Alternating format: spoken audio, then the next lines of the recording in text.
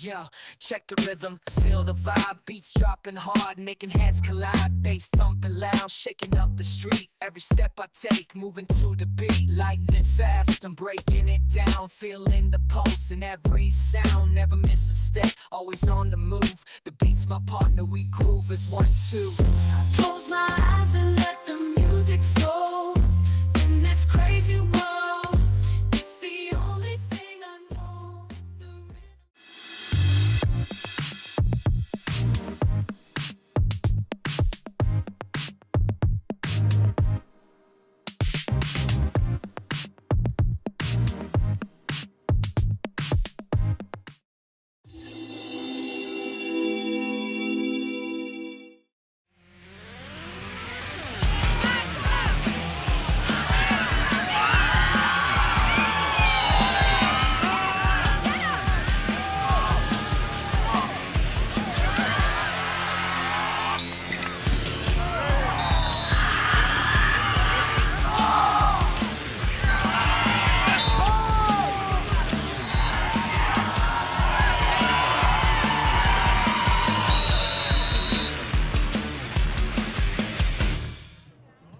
Welcome to Lincoln Hansen Field up in Grand Prairie. It's the first game of Provincial Saturday. Holy Rosary facing off against Cochrane, looking for a 3A Provincial Championship. Hello everyone and welcome into the booth. My name is Connor Toff and I'll be on play-by-play today, joined by Rob Harrod, who is a provincial winner of his own yesterday. Rob, once again, congratulations. Should have some really good games today. We got a few great matchups, obviously starting here with two very storied programs. Yeah, you know, they've been here before. The coaching staff have been coaching for a long time, running these programs, and they've got them here a number of times. They're used to playing in these types of conditions, and they are going to be ready for this one. I'm looking forward to this. A lot well-coached teams that we're going to see go clash here in the early game this morning. So let's quickly take a look at how both of these teams got here on the road to Grand Prairie. Holy Rosary beating Sylvan Lake in their first matchup 55-0, and then against St. Paul winning 53-0 out at Taurus Field. So Holy Rosary, they have not let up a point yet in these provincial showdowns. On the other side, Cochrane beating W.R. Myers 41-13, and then same score on offense, 41-17 against Willow Creek. So Rob, two very high-powered offenses. Cochrane really balanced. They got a young quarterback in. They might rotate Clazy in there as well for some more of a Wildcat type of look. What do you expect to see from that Cochrane team today? Well, I think they're going to come out balanced. They're going to try to execute early. They know they're going up against a strong defense, and again, it's really hard to gauge the level that they're at based on their provincial games because they really haven't played. Either team has had a really close game that's really pushed them to the brink, and so I think we'll see how that plays out. But I think Cochrane's going to come out. They'll be balanced. I think they're going to work the run game, and of course, we'll talk about the weather. But the weather may play into their game plan and what they can do because they're going to come out early, try to figure out okay, what can we be successful at, and then look at building on that as the game goes on. And flipping sidelines here over to Holy Rosary. It's a team that is led by a really good young quarterback in Matthew Falshier. Yeah, and I think they're going to do a great job, and I think they're going to attack them through the air, which I think will be good to watch. So this is going to be a great matchup, and I'm looking forward to seeing the coaches kind of strategically go toe-to-toe to see what they can do to be successful today. Now, this is a matchup that if you're maybe new to high school level, you might have not seen before. We've had a few years off of it because Cochrane moved divisions. If you've been around, you remember just a few years ago, these teams played 6 times straight in the provincial finals. Cochrane originally winning all 6. Cochrane has won more provincial championships, 18 total over the years, but this is kind of becoming one of those rivalries. You know, these teams, north and south, they don't play each other throughout the year, but they're getting pretty familiar with each other as programs. Well, as programs, as coaching staff, you kind of know what they do, and again, as a coach, you kind of get, you know, you get what you're comfortable with, what you're having success with, and you kind of stick with it. There's always going to be tweaks and new things coming in, but the fundamentals and the foundation of your systems are going to be somewhat similar to previous years. Again, it's worked and for both these teams, so it will be interesting to see how they approach this one, knowing each other well, understanding what they do well, what they don't do well, and then finding ways to attack them. And what can you expose in the other team? And again, very sound team, so it's not easy to like, oh, this is their massive weakness. It's okay, I need a little bit of a chink here, or a chink there in the armor, and all of a sudden that's where you can maybe attack and get some exposure. And you don't know how these games go in the weather. And I know as a receiver, I didn't mind the cold as long as you can keep your fingers and your toes warm. There's a little bit of a wind, but I don't know if it'll play a huge factor, but it may down the stretch. Again, we're looking across the field at the flags over by the school there, and again, they've quieted down a little bit, so maybe a little less now than even half an hour ago, but the cold definitely could play into it. But you can still throw the ball in the cold, again, as long as you're keeping your quarterbacks and your receivers' hands warm, and it's a great way to get downfield and stretch out a defense. We are going to be talking about the weather a lot today, Rob. We're hoping it stays about here. It's minus 14 right now. Feels like minus 20. They are announcing Connor Tessier right now, the lead running back for the Cobras. We're going to throw it to the in-house crew for the rest. Number 3, Emery Stevenson. Number 4, Garrett Rogers. Number 5, Matthias Dubik. Number 6, Karsten Swan. Number 7, Joe Stevenson. Number 8, Vera Morante. Number 9, Isaac Hooper. Number 10, Jacob McPike. Number 11, Joel Rott. Number 12, Jesse James. Number 15, Rouge McKay. Number 16, Levi Davis. Number 19, Evan Samoleski. Number 20, Tyler Clausey. Number 21, Lucas Todd. Number 22, Tyler Zerone. Number 23, Harrison Price. Number 24, Mason Fisher-Lynn. Number 25, Sean Llewellyn. Number 26, Isaac Shelbourne. Number 27, Jax Weens. Number 28, Rowan Hunt. Number 29, Eli Weens. Number 31, Sol Carlson. Number 34, Duishe McKay. Number 35, Jackson Shapkin. Number 38, Sam Lucier. Number 40, Tyson Northcott. Number 42, Bennett Fouth. Number 45, Jacob Conaboy.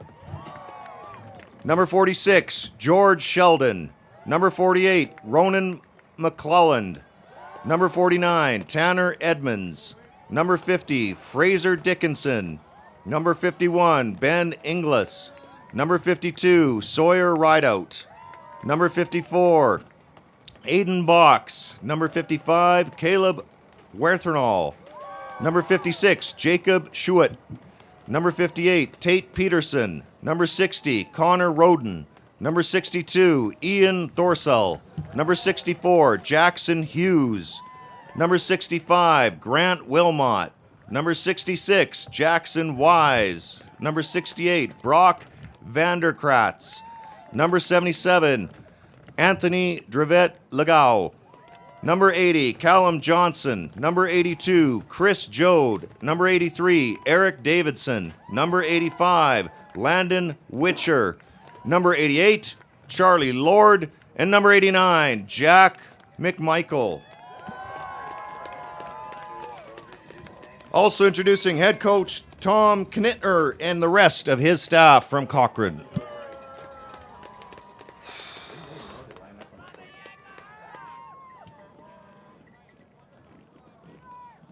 And now introducing the players for the home team and your Northern Alberta champion, the Holy Rosary Raiders from Lloydminster.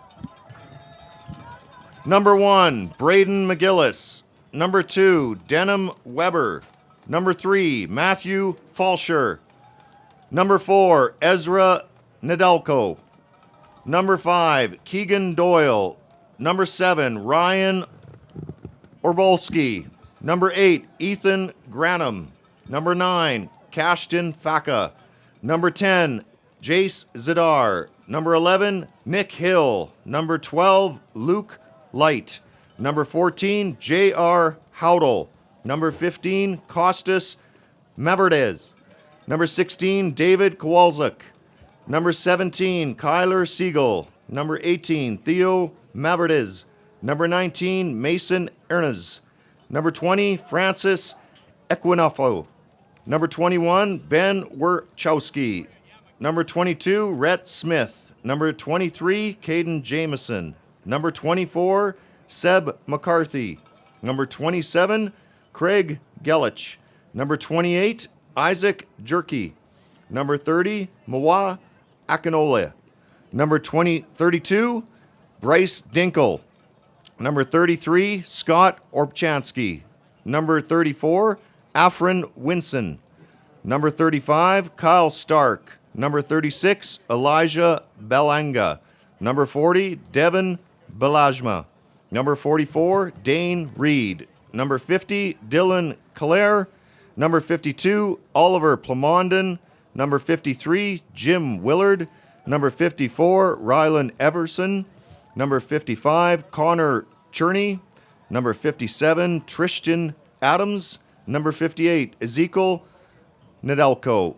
Number 59, Haldor McLean. Number 62, Nolan Nickel. Number 64, Devin Chant. Number 65, Cole Carr. Number 66, Jake Wicker. Number 67, Steiner Hundelby. Number 68, Austin Brock. Number 84, Brady Gould. Number 85, Torin McGinnis. And number 88, Mason Topley. And also welcome head coach Vince Oreo and the rest of his staff from the Holy Rosary Raiders.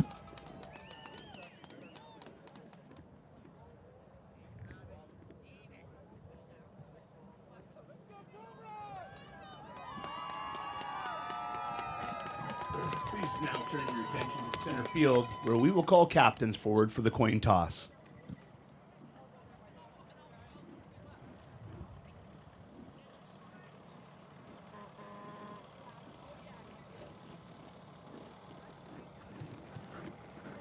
The officials for today's game are from the Calgary, Edmonton, Southern Alberta, and Mighty Peace Officials Associations. The referee today is John Peters. Umpire, Dave Olson. Line judge, Mike Stewart. The down judge is Bill Hansen. Back umpire is James Olson. And the back judge, Rick Wright. Your teammates today, and that's to show respect. Respect for each other and respect for the game today. Understood? Very good. Any questions? No? Excellent. Again, congratulations for making it here today and for playing this game with us today. Alrighty. Okay. Raiders, you are home, so you will get to call the toss. Who's going to call the toss on your team? You are? Who's going to answer for your team? Very good. Okay. We have the Atlantic Bowl as heads, and this side is tails. Okay? So, what do you call? Heads. He calls heads. Okay, we have heads. You have won the toss. So what would you like to do? Would you like your choice this half or the second half? We'll defer. Very good. Raiders have deferred. Okay, Cobras, would you like to receive? You would. Which end would you wish to defend? That end? Would you switch around, please? Okay, Cochrane Cobras will be receiving. Let's shake hands and good luck today.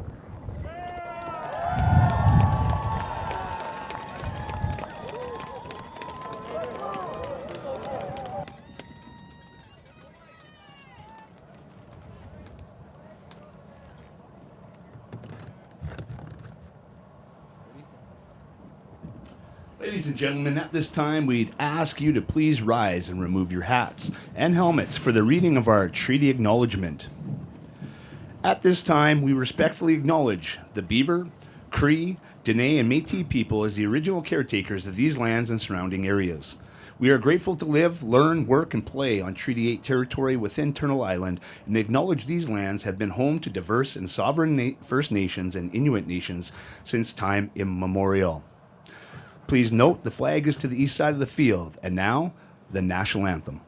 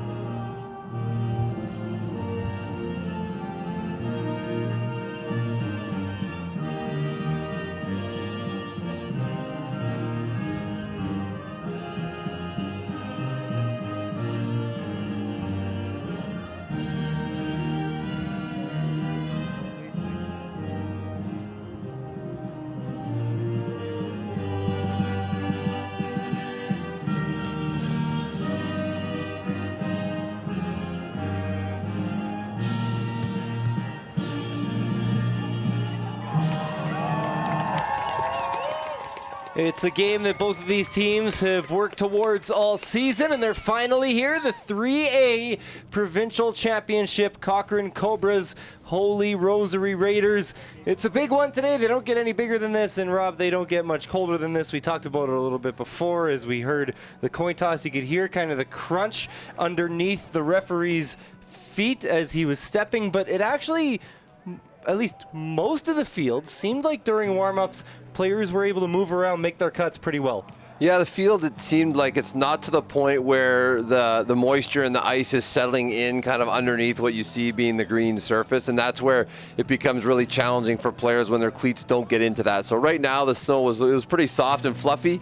They did a great job working very, very early this morning, and over the last 2 days they've worked to keep this clear because we have had snow over the last few days with the 2 games yesterday and then of course the 3 today. They are doing a great job up early, working hard, getting that snow off the field for this huge event here in Grand Prairie, and both teams are ready to go, and a lot of preparation goes in for games like this, not only because of the provincial final but because of the conditions. They are different conditions than maybe these teams have seen in the past, but these teams are very familiar with playing deep into November, which means they're likely very familiar with preparing the kids to play in the snow, and they are excited. Energy is high on both sidelines here, as you would expect for all these players, and they are excited to be here and looking forward to getting this one kicked off here. If the Holy Rosary Raiders had won a provincial championship since they started playing 12-a-side football every single year since 2008, they still would not have as many provincial championships as the Cochrane Cobras, and Holy Rosary has already won a few. They've won back-to-back, obviously the re-tier, and these two teams, well, they feel like they are destined for each other at times as we await kickoff. Familiar foes will do battle once again as is kicked off the foot of Ethan Granum. Taken by Connor Tessier, looking to boot it out to the right. Has some space here. A good opening return for the Cobras.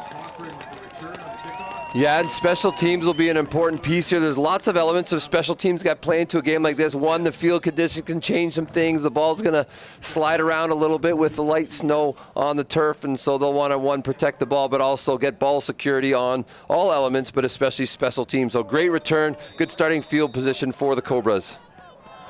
So we will see grade 10 quarterback Joe Stevenson starting in the shotgun for the Cobras. Has 3 receivers to his left. Tessier, they're going to get it out really quick out to the left here as they find Hunt. Hunt trying to get to the outside. And a good gainer on first down for the Cobras. Will bring up second and about half.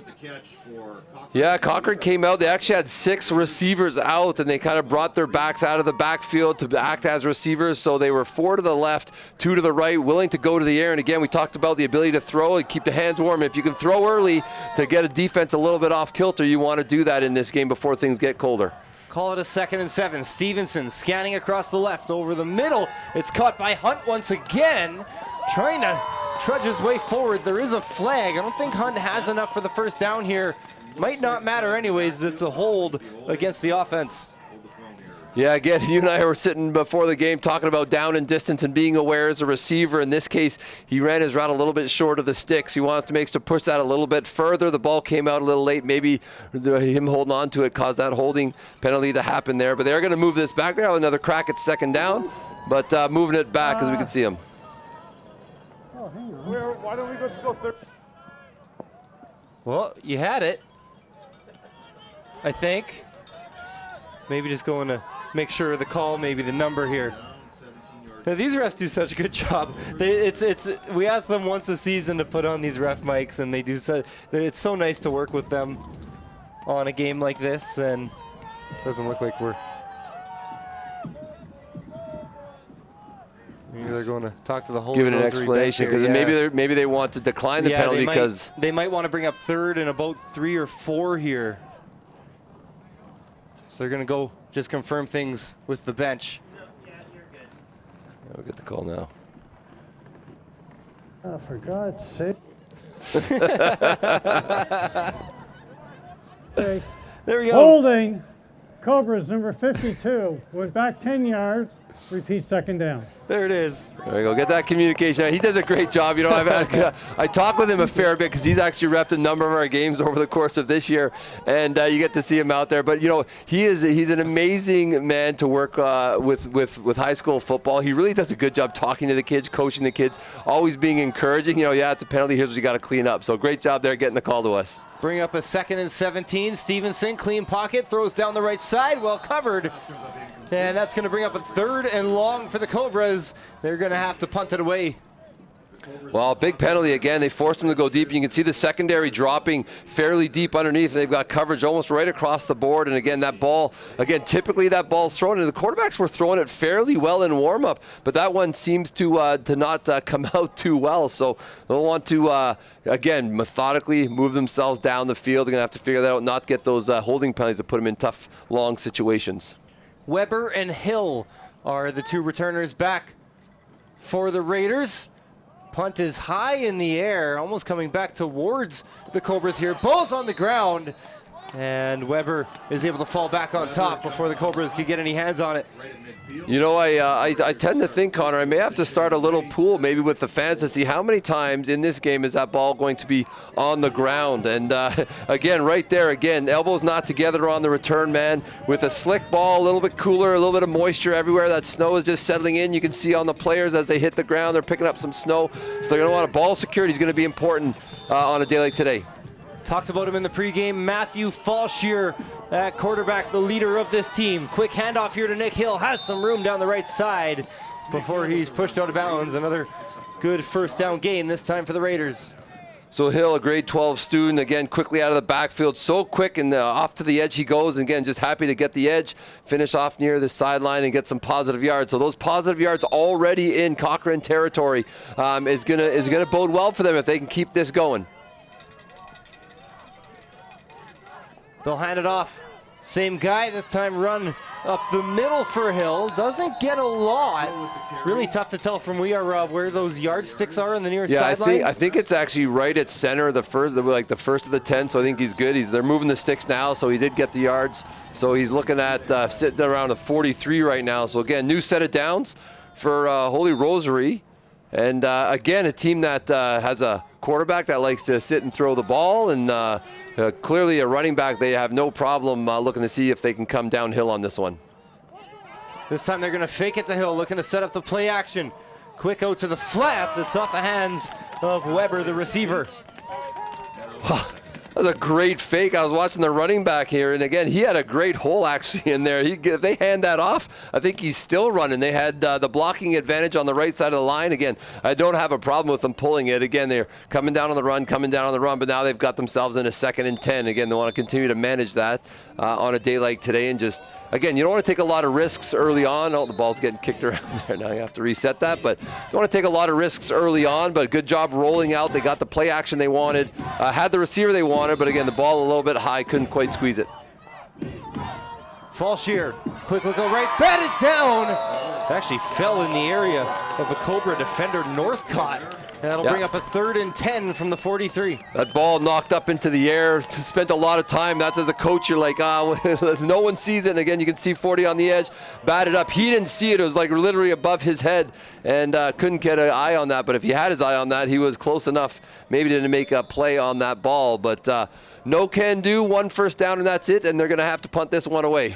That was Caleb Weatherall with the bat down. On our sheet before, it said he's also the captain of the O-line. So that kick is a good boot taken inside the Cobras 10. On the return is Desmond Williams trying to boot it out wide. That is about a 60-yard return there to pick up about 15 yards. Still a good one out to the Cobras 22.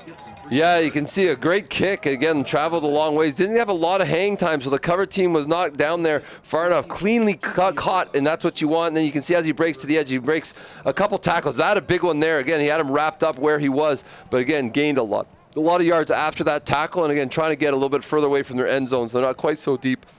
A little less risk if they can get out. So great job again on special teams. Twice now Cochrane's had a pretty good return with the kickoff return and now the punt return. Handoff on play 1 to Tessier. Good hole over the middle. And another good 1st down pickup for the Cobras, looking to establish the run game. Well, I like the approach that they're deciding. Again, let's get some movement of the ball. Let's get a couple first downs here. And as an offense, typically, if you're getting the ball inside your own 20, you want to get a couple first downs to at least help with the field position if you can't put a long drive together. So again, trying to establish that here at about 2nd and 5. You're going to want to convert this and not be going back to a punt situation. Cobras have yet to find a touch for Clazy. This time he's in motion. They'll fake the sweep to him. Run down the right side for Tessier. And that one will work well for the Cobras. Looks like it's good enough for a first down. Well, he really finished that run well. Again, a little bit of counter action. You see the sweep coming across the backfield. Again, steps to the left, coming back to the right. Again, just hold on to the ball and finish going downhill. And the little extra couple steps and the drive steps at the end of that got him the extra few yards to gain the first down. But good fundamental sound football there. A little bit of motion in the backfield to get the defense moving to the left and coming back to the right. This time they're going to go to the air. Looking down the right side, they were looking for Desmond Williams. Couldn't find him. That'll bring up a 2nd and long from the 33. Well, Williams was open on the far side of the field. You can see him, the soft defender. Again, he puts his foot in the ground. He's waiting for the ball. Again, just couldn't get the ball on target. So again, the quarterbacks seem to not be as comfortable at the start of this game throwing the ball as they were in warm-up. We'll see if they can settle in and start hitting some of those targets that are open. Quick look out to the left and a quick dump off to Hunt. And the Raiders are right there.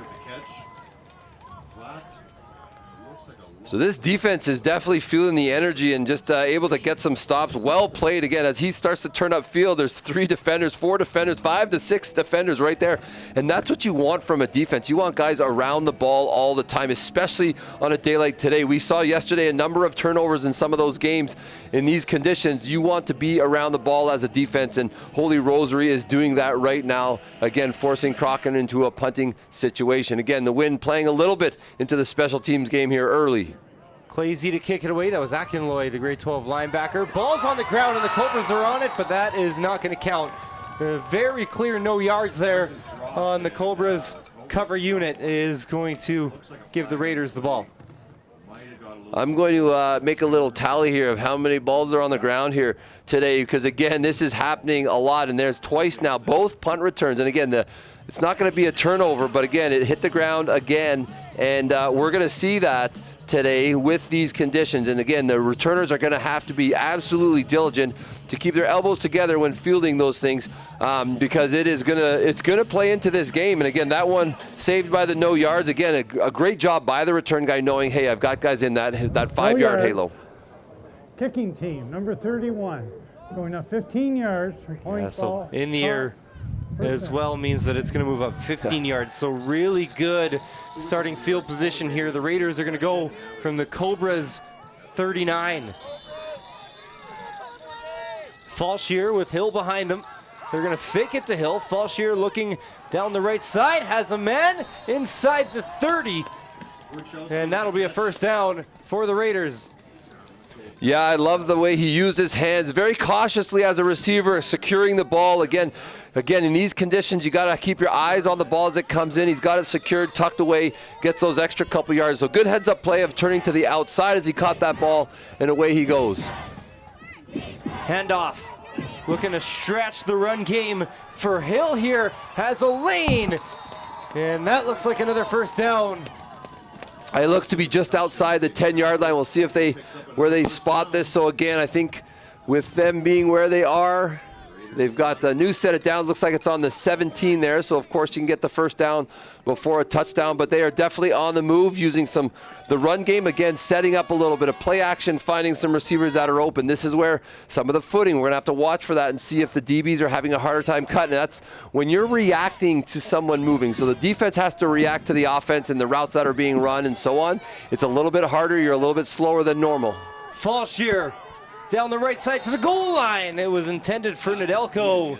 Looked like he might have been open, but the timing a little off. He definitely was, and we've seen them attack the middle of the field. And again, they're coming to the middle on a nice little slant. Again, just couldn't get the ball up. So again, once again, that ball falls a little short than intended by the quarterback. Might have also been kind of the first time in this game that footing has become something. Looked like Nedelko took a bit of a spill as that ball went past him. Hasn't been an issue really so far. Doesn't look like it's snowing. Here's Falshear on 2nd and 10. To the end zone, has a man. Touchdown, Raiders. Wierachowski opens the scoring. It seemed too easy for Holy Rosary on that drive. Again, they started with a couple runs in the first drive. Maybe didn't get the first down and wasn't able to continue that. But that run has set up the play action now. And so again, a little success in the run. They go to the play action. Receivers are getting open. Although they missed the first one, he didn't miss the second. Put it right on him. Easy catch. Walk in for the touchdown. Extra point is up and good off the foot of Ethan Granum. You best believe that head coach Vince Oreo has revenge on his mind this weekend after loss after loss after loss in this same game to the Cobras. Got to avoid them a few years. Well, they're off to a good start. Didn't mention, by the way, in those 6 games, a lot of them were very close. Holy Rosary was right there with the Cobras. So surely we're going to see a Cobras response at some point soon. Yeah, that is definitely something that is on the minds of both these coaches, and you know, sometimes the players don't necessarily carry that as much. Yeah. But when it's so deep in tradition that you've seen this team over and over again, you hear the stories. Maybe you have an older sibling that's played, and they're like, "Oh yeah, I remember playing them." Oh, you know what I mean? So it does carry on, and you'll learn about those things. Like, oh, this is a big rivalry game, and this is something that we've seen a lot of. So they're excited to be up on this one. Granum, bit of a squib kick here, will be taken by one of the up men on the Cobras, Sam Oleski, the linebacker, and he goes out of bounds outside the 50. So with the snow on the field, you can see that ball kind of skipping and bouncing. Got a good job of picking that one up, and got a flag we'll here see as what well. this flag is. Maybe offside on the kickoff team. Doesn't seem like it. Seems like the offensive Cochrane and the defensive Holy Rosary are staying on the field. Play, unnecessary roughness. Number 9 on the receiving team. We're going to go back 15 yards. First down. We've seen that a few times yesterday, and obviously, you know, not that as a coach, Rob, you would ever want penalties, but especially in these type of games, that's the type of thing you want to stay away from. Well, and you know what? So far, the way this is going is Cochrane's been pinned in their own end, and you'd like to think maybe it's the wind factor, but there really isn't a ton of wind. There's 2 very different punchers we're seeing. One definitely has some more distance on his punts, but they're winning that, and they've got some points out of it. So Cochrane wants to get something going here and get out of their end. Tessier met over the middle. The Raiders just swallowed it up right at the line. That was Jake Wicker, the big man on the Raiders D-line. You know, we talk about it all the time. The games are lost and won in the trenches. And right now, Holy Rosary is winning that battle. I mean, there's lots of football and lots of ways to turn this thing around, but Cochrane's going to have to find what that solution is for them on offense right now. They haven't had a lot of movement here, so we'll see if they can go here. Ball up. Oh, they looked like they had a man. I'm not sure if that one was tipped, but it came out wobbly. They were looking for Rowan Hunt once again. Let's get a look on the replay. Because Hunt might have been gone for the touchdown. Actually, that was Desmond Williams. Apologies. He definitely was open. We'll get a here end shot cut. It just came out, and again, just didn't get enough on it. But again, he kind of had his feet directed to the left a little bit, and he kind of came back to the middle to lead him to the middle. So, yeah, as a quarterback, you want to drive that front foot in the direction you're throwing to get what you need to. And that low snap, and Clazy is just able to get it away. Didn't come off the foot quite right. It's taken outside the Raiders 50. And physical return there for Ethan Granum on return duties and kicking duties for the team today. Yeah, Granum doing a great job of securing the ball on contact. You can see him trying to finish that return well. And again, this can be a dangerous one because it could hit a leg of someone on your team. And if no one's in that halo, you could cause a turnover. This one hits the turf. He fields it cleanly right there. And again, patient, waiting for his blocks. And off he goes. And here's the finish. He just finishes it going forward. And that's what you're looking for in a coach. Really, that's the heart you want out of your players. Like, hey, I'm going to finish this. I'm not going to step out of bounds. I'm going to get a few extra yards. So great field position to start. Another run and a big hole for Nick Hill across the 35. A first down once again. This Raiders offense is setting the tone early. I mean, they attack the right side there of the offense or the left side of the defense there. And again, you can see he's not touched till he's well into positive territory there. And again, finishing going forward. And again, that downhill running style that they're bringing is really helping them out, not only in the run game, getting lots of positive yards, but it's setting up their play action really well. Another handoff to Hill, some room down the left side, trying to get to the edge, cuts it back inside. Taken down around, looks like the 20. That looks like another first down for the Raiders. You know, Nick Hill being a senior on that team is he's got a heavy dose of work early on in this one. He's so fast and so quick, but he's tough to run to the inside as well. And so he is just an all-round back that you are going to see, I think, get a lot of touches today, but he is making the most of every one of those. He's got his team in great field position. And again, those Hoggies are opening up lots of holes. Another run for Hill. This one down the middle, falling forward. Hill with the carry again. And Cobras able to prevent the first down after 2 straight. Hill tired for all the touches he's getting. You can see a little slow getting up, but again, attacking the line. And when the linemen are getting defensive linemen pushed back, you say they're on roller skates, and literally with the snow and a little bit of ice on the field and a little bit of snow falling now. You can see there in the shot, it's coming down. It's light, but it is there. It is playing into it. So this run game is really helping them out, keep control of that ball. Fallshear, it's a quick flip this time as they went to the receiver, Granum, and he was met behind the line of scrimmage. That was Bennett Foth on the tackle. Yeah, Foth, one of their key defensive players that they really build their defense around, did a great job of not over pursuing. You can see him come off the left edge. They can see it really well. He forces them up right into the middle. Great job by the defense to be disciplined, and that's where you don't want to over pursue because that run game has been successful. If you over pursue, they're going to counter, and that counter did not work, so they're lining up for a field goal.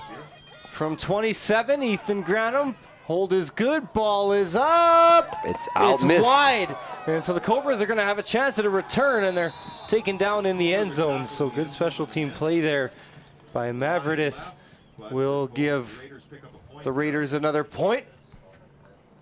Yeah, just didn't miss by much. It's just pulled it a little bit to the left there. Again, get a great shot here. Or I guess pushed it to the left. He's a left-footed kicker. Needs to get that around a little bit, but missed that one. Again, good special teams tackle in the end. You can see the footing there too, and the interesting about the field is, again, they've done a great job of getting the bulk of the snow off, but at different parts of the field, there's different spaces where snow's accumulated. So they've had to clear the numbers to make sure the spotting of the ball and all that happens properly. They did that, but then that means that there's a little bit, you can see in the camera, there's a little bit more green, there's a little bit more white, and then sometimes snow starts to accumulate in different spots. So you can be running along and all of a sudden you hit like a patch of snow. And that can impact your footing. So we've seen a couple slips in the ball on the ground a few times today. Cobras will take it at the 35. Stevenson scanning to the left. Another wobbly one in the direction of Clazy. Flag as Clazy might have been contacted a little early. Weber was in coverage. They are double and triple teaming Clazy right now. Well, they're dropping into coverage, and this ball does not come out well. Again, there's actually defenders in the area, and a little bit of pass interference, but I would say a little bit of light pass interference. But there was enough contact. They felt impacted the receiver. On the defense, number 2, going up 15 yards, automatic first down. So that'll bring it to the Cobras 50. Well, Nick Hill doing a lot of work on the offenses, also in their secondary. You can see out here, they've got 3 DBs bracketing the 2 receivers to this side, and then on the strong side of the field, 3 guys are covering 3. Give to Tessier, not a ton of room, falls forward for a gain of 3.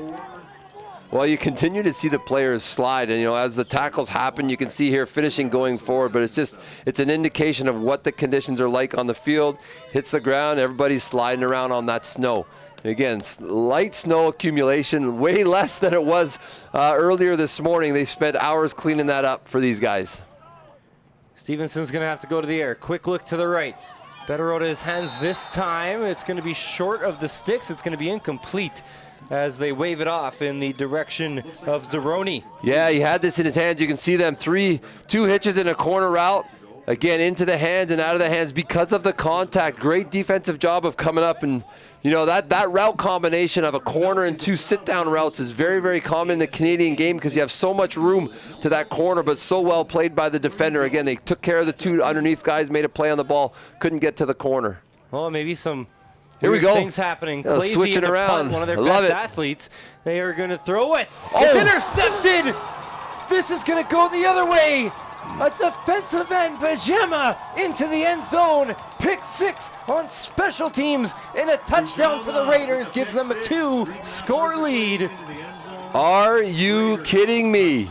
What a play on defense. And again, this comes down to an outstanding heads-up play. He sees him in the backfield and gets a jump on. And again, that's not necessarily a quarterback throwing the ball, right? A good athlete who's lined up back there, but he may not read those types of things where maybe a quarterback sees that and stays away. But they run it. What a great job.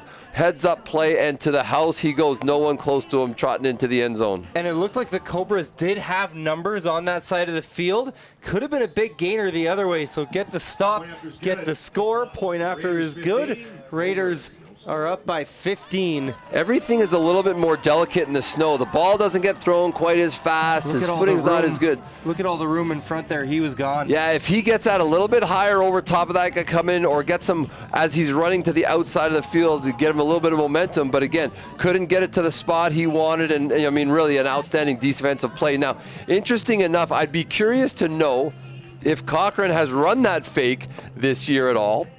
And if that is a film study thing, and it's like, because often, you know, if you see some of those plays, whether on offense or defense, you're like, hey, we're gonna plan for this. If they do this, if they make this shift, hey, we know how to play that. And obviously, either they made an absolutely athletic play and read it on the fly, or they did some film study, say, here's what we need to do. But you're right, they had the space, they had the ability to get out there, couldn't get the ball to the running back or the receiver out there. So a big swing in this game from Bujema, the defensive end. That's what those guys dream of. Here's a return for the Cobras, looking to respond. Breaking a couple tackles is Desmond Williams, and taken down across the 40. Cobras offense looking to get something going here late in this first quarter. So great kick. You can see driving it deep. Good secure catch on the return, and as he finds the space, again, going forward, positive yards. That's really got to be the philosophy of both special teams and the offenses here. Just get some positive plays. So Cochrane needs to find a way. They couldn't last time in the defensive touchdown.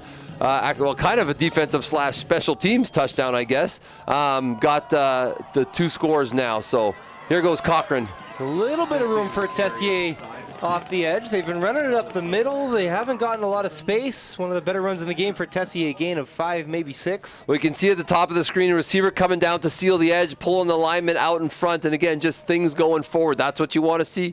Again, gain about 6 or so. So we got second and about 4 that we're looking at, that Cochrane trying to convert to get this drive going. Last play of the first quarter, barring a penalty. Lots of motion here. Stevenson barking out some instructions. Tessier in the backfield. Lots of motion here. They're going to flip it to Clazy, looking to get to the edge. I don't know if he did. First down line is at about the 52, it looks like. I don't think he got past the 51. No, it looks like it's third down call. You can see the official on the sideline right on the spot there. So we'll see. They're going to flip, but as we watch this one, and the snow is a little bit thicker and the wind is a little picking up, but this could play into the favor of Cochrane as that wind picks up. They're going to have their backs to the wind now, and they'll be able to operate with the wind. They've tried to throw the ball, but it seems like they haven't been. It hasn't come out cleanly. So we'll see how they do in this next quarter. It'll be a 3rd and 3 when we come back. 15-0 for the Raiders.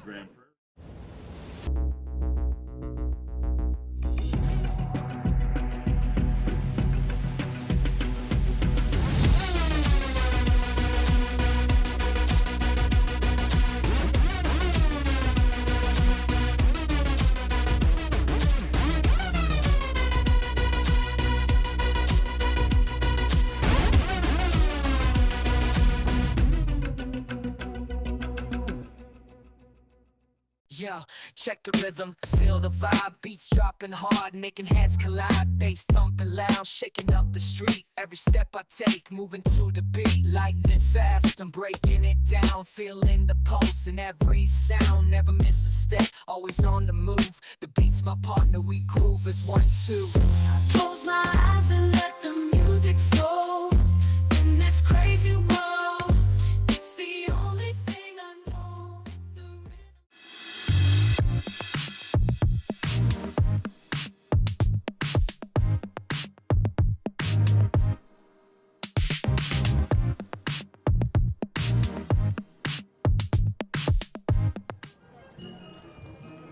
Back at Lincoln Hansen Field, the 3A Provincial Championship. The Holy Rosary Raiders up on the Cochrane Cobras, 15-0. Tyler Clazy is in on a 3rd and 3, maybe closer to 4. Need a conversion here. He's going to sneak it across the left side. He's taken down. A 3rd down gamble does not pay off, and the Raiders are going to get the football in plus territory. Really interesting play call. Now, I know you can see the line of scrimmage. Cochrane up front did a pretty good job, but the linebackers coming in behind did an outstanding job to snuff that one out. But with the punting game for Cochrane not overly successful, they didn't get a good punts off, and they didn't really get a lot of net yards in the punting game, especially with the penalty that we saw added on to the one.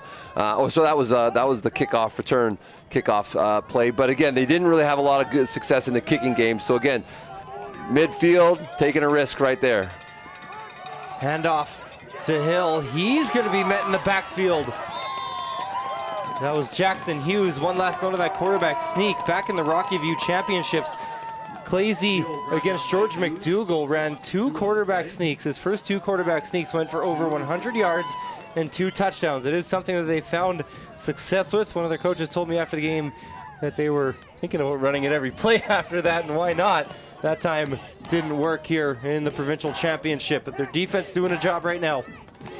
Well, if you can break through that first kind of rush of defenders, sometimes there's a lot of open space in behind causing that, but not there, as you mentioned. 2nd and long, they got a completion, got to get it inside the 40 and taken down just short, but a good 2nd down pickup for Grant at about 10. Well, this is where we talked about down and distance. He needs to know he's thinking a little too much there. He's just got to go vertical. And again, he was a little hesitant on the direction that he wanted to run after the catch, and he ended up ending up about a yard short of the yard to gain, or maybe a yard and a half. This is where you wanted to say, put your foot in the ground, get straight forward. And again, if he would have done that without thinking too much, he probably would have had himself the 1st down. Now they're forced at 3rd and about a 1.5 or so, and it's or a long one. But again, 3rd down's no guarantee in these kind of conditions. Jumbo set, Falshear under center. Handoff to Hill. Falling forward. This one is going to be really close. First down, they got it. Raiders by about a half a yard. Yeah, and again, you can see this one. They got that one by about 2. Well, they needed more than they needed almost like the 39.5. So maybe it was a yard. About a yard. It was close enough that it was making you think about it for sure. Coach is not sure until the call was made. Another run. Hill has some room. Busting through the line. Stiff arm shoves another guy off. Raiders are in the red zone. They're fired up. Another 1st down. Those old linemen are starting to get fired up too. Seen Cherney after the play get pumped up. Well, you can see they've got the counter, so Hill takes a step to the right, and then they come back with the pulling lineman through the hole. And again, once again, he's well into positive territory before there's contact, and then he makes the most of it, makes a couple guys miss tackles, and he's deep now into Cochrane territory, just inside the 20. Falshear over the middle, batted down. There's been a couple big plays made by Weatherall today on defense. Another one there. Well, the offensive line has been holding up for Holy Rosary, and you can see the defensive lineman just not getting penetration. But if you don't get penetration and you see the quarterback start to throw, what do? You'll get your hands up in the air. And that was a great execution there to knock that ball down and not let it get to the receiver coming across the field. Snow's starting to come down quite a bit more. We expected that maybe it could stay away, but the precipitation is back. Falshear going to go to the air on 2nd and 10. Clean pocket for a moment, now trying to get out of it. He's taken down. That's that same guy once again. Weatherall making an impact. Back-to-back plays. Well, and they lost about a half a yard on that, so it likely will go down as a sack. Because again, you can see he didn't like the coverage, didn't like what he saw downfield, and again, the conditions starting to play into maybe even the confidence to throw the ball downfield, not wanting to make a mistake is one of those things. You're up 15, and again, in a snow game, you just don't know how many points are going to be scored, so don't give them anything back. And again, they were happy to just kind of eat that one. Probably the best decision in a situation like that, and here they go for a field goal attempt. Oh, watch those numbers there, about 27 yards. Granum, the left-footed kicker. From the 27, it is blocked at the line. It was too low anyways. Ball still rolling around down there, and the Raiders are on it, and they're calling a touchdown. I was trying to find the ball. Like it went through the line. Like it literally went through the line and just kept going. So we'll take a look here. Like it doesn't even get off the ground. You can see it it's getting kicked around right there. Oh, he picks it up. So it gets blocked. I don't think the Cobras knew where it was either. That's a great catch by our camera guys to see that one. We'll see what the call is. Yeah, that was a Kinloy, one of the linemen on that one, that ran that to the end zone. The officials are huddled up here. We'll see if this one stands. It was blocked, but it did. Oh, there is a flag. It was blocked, but it crossed the line of scrimmage. And so I think the ruling is you have to give the no yards if it does cross the line. Like if it's blocked and it goes back.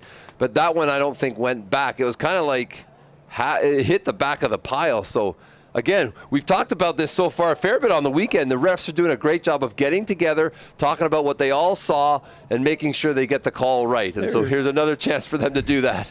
There has been some weird plays in this game already. I mean, what else would you expect in the snow like this?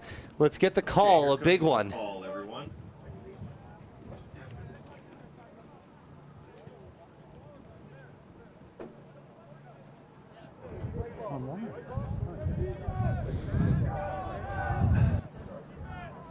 We have no yards on the kicking team, number 30.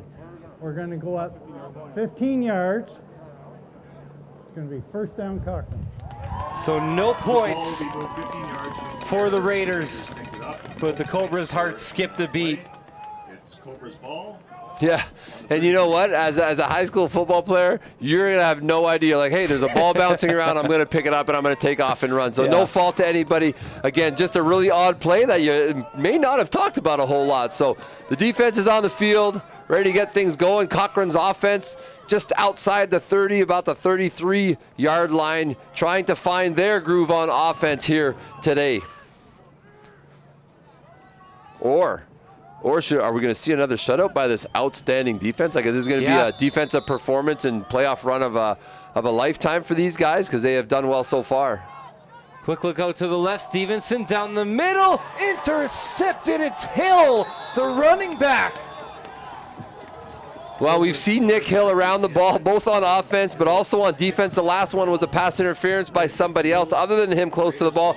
But he's just reading a phenomenal athlete back in the middle of the field. And it just, again, you can see the Cochrane receiver. He just wasn't able to locate the ball quick enough and adjust. And it went right into the hands of Hill, who's sitting back. And that's something you can do if you're a defender. And if you keep things in front of you, you have the best vision and the best opportunity to get to some of those balls that float up. And again, that ball did not come out clean. Quarterbacks are having a hard time throwing the ball deep here today, and so that's something they got to think about. Can they continue to try to do that? It's cost them a few times. Cobras need to stop. Hill running it down the left side. Has some space trying to get to the edge. Pushed out of bounds. Rob, you talked to me about it a little bit as we were at breakfast this morning, and you mentioned how, you know, it's the cold weather, people are tired, guys are playing two ways. But in your game yesterday, how much did you feel like being up on the scoreboard, talking about Nick Hill right now, help your guys' energy? Well, it definitely helps, but you still want to be cautious in doing that. I mean, and then there's been moments where Hill's got the ball a little bit slower to get up than, again, when he was fresh. And again, you mean, he's your guy. He's clearly the guy on this team making plays. But again, you see there a great tackle and a great stop by Cochrane, but just watch Hill get up here.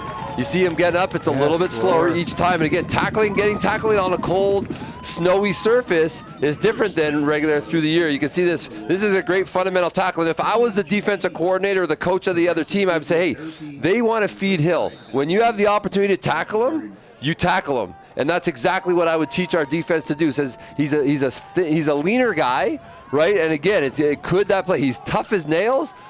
We got a high snap. Ball on the ground. And they're just going to fall on it. No chance for Grantham on that one after Jackson Hughes made the big tackle on the last play. And it is a special teams battle right now, going back and forth. Right now, the Cobras winning the field position game. So the Raiders come up with the pick, they flip the field, and then the bad snap and having to just take a knee and not risk a turnover or someone picking it up. They've just flipped the field on that. So Cochrane in great field position here to try to get some points. They'll pitch it to Clazy, one of their big playmakers. Tons of room around the edge. Clazy down the sideline. It's a foot race and pushed out of bounds inside the 10. We do have a late flag. Oh, that is back. That's way back here, and it is coming back. And I don't know if it was after yards or gained. We'll see if we can catch something here, but it's definitely the back judge there who's going to throw this flag. Check with our head official. Not seeing Could it have been anything. on number 40? It looks like it was on number 40. Or sorry, the penalty happened against number 40. 40 was on defense, so that would have been. Offense, number 2, before yards are gained. Back 10 yards. Repeat first down. So it'll go against Williams. Yeah, and I think we'll take a look here. On that bottom side of your screen. So away from the play. Yeah, I think they got the number wrong. It was either 28 or 20. I think he dragged him down as he's trying to get to the edge, and it was Davin Bajema who was trying to get to the edge and I think was held. So maybe the wrong number there on that one, but they did get the holding call, and it was definitely in the backfield as they got to the edge. That's why the edge was so wide open, because a couple guys in there were maybe holding some guys. So moving it back, here they go. First down. And 20 after number 20.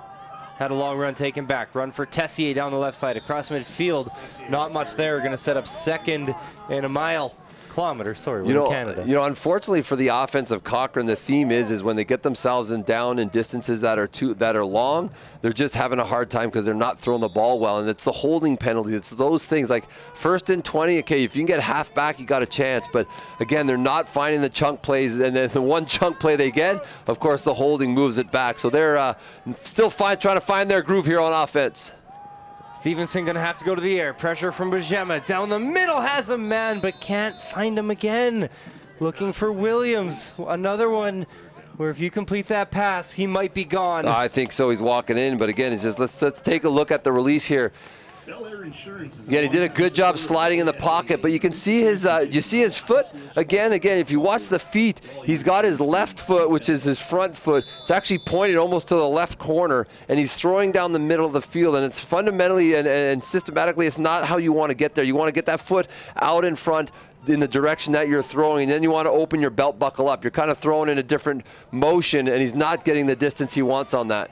Good boot here by Clazy. Going to take in by the Cobras, just outside their own 20, and not a lot on the return either. I think I see a flag on the field. Sideline close to the 35, but we have a flag on the play.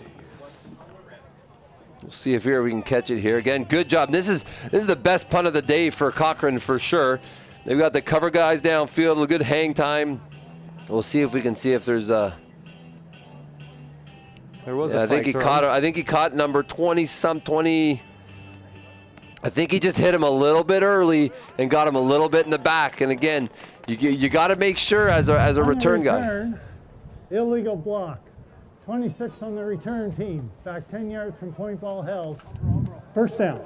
Yeah, and people may ask the question, what is an illegal block? Isn't football about blocking? Well, if you get him in the back, or the back of the jersey, the back of the shoulder, and I think that's what happened there on the return. He just didn't see the front of his jersey. You tell him, get the front of the jersey, that's where you're going to block.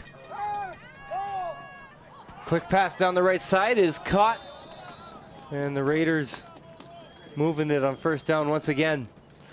So again, every drive is going to be important in this one, but this is a big one. Again, with 5 minutes left, if they can move the ball a little bit, whether they get points or whether they just take some time off the clock to take this 15-0 lead or better into the half would be a huge lift for this Raiders team. But again, finding ways through the air, but they're keeping it quick and efficient. They're not taking risks. So 1st and 10, about the 27-yard line. It's hard to get a good mark, but I'm trusting our score clock guys have it right. And it's 1st and 10 on the 27. There's a player down here for the Cobras. Went down as they were getting ready to snap the ball. That's Sam Oleski, the defensive back. down for the Cobras. We talked before the game, and obviously we're not sure what this issue is, about hydration on a game like today. It's, you know, obviously in the cold, you have a guy land on your hand, land on your forearm when you're making a tackle. Everything is going to hurt so much, but in this cold weather, you don't feel like drinking water. Yeah, and because it's so cold, you know, contrary to like a warm summer day or even a fall day, you know, you're sweating, you're sweating, you feel the heat, you feel your body being at a high temperature, you tend to drink more fluids. And again, we had our guys drinking a lot of Gatorade yesterday during our game. It's just easier to drink Gatorade instead of the water. There's value to both, obviously, and I'm a big water I love getting guys drinking water, but just to get the fluids in them and to keep it in them, because you are still getting dehydrated being out in the cold. And a testament to our camera guys who are out there all day yesterday and are going to be out there all day today. You just that moisture just gets sucked out of your body from the little bit of the wind and the cold, and it's the same for those players. They have to continue to drink water. And so the advice I typically give the players is, hey, you got to drink a little bit at a time. You don't need to fill your stomach. You don't want like a whole bunch of liquid in your stomach, but little at a time, and consistently drinking water throughout the course of this game is going to be super, super important for these guys as this game progresses. We're still in the first half here, and we got lots of football left. Did look like a bit more than a cramp for Samoleski there, although he did walk off gingerly under his own power. Here's a run for Falshear, the quarterback, taken out of bounds. Takes the carry up the sideline. Gain of about 2 or 3, and that'll bring up the second half. Gain of just a few. Yeah, Coach talked about Falshear and his ability to read what they want him to read, whether it's through a run-pass option, and he can take off and run, and he's a pretty good athlete and can do some damage with his feet if he needs to. So then making the read there to pull it, get a few yards. Falshear down to the sideline and is intercepted. Emery Stevenson making an impact play late in the second quarter.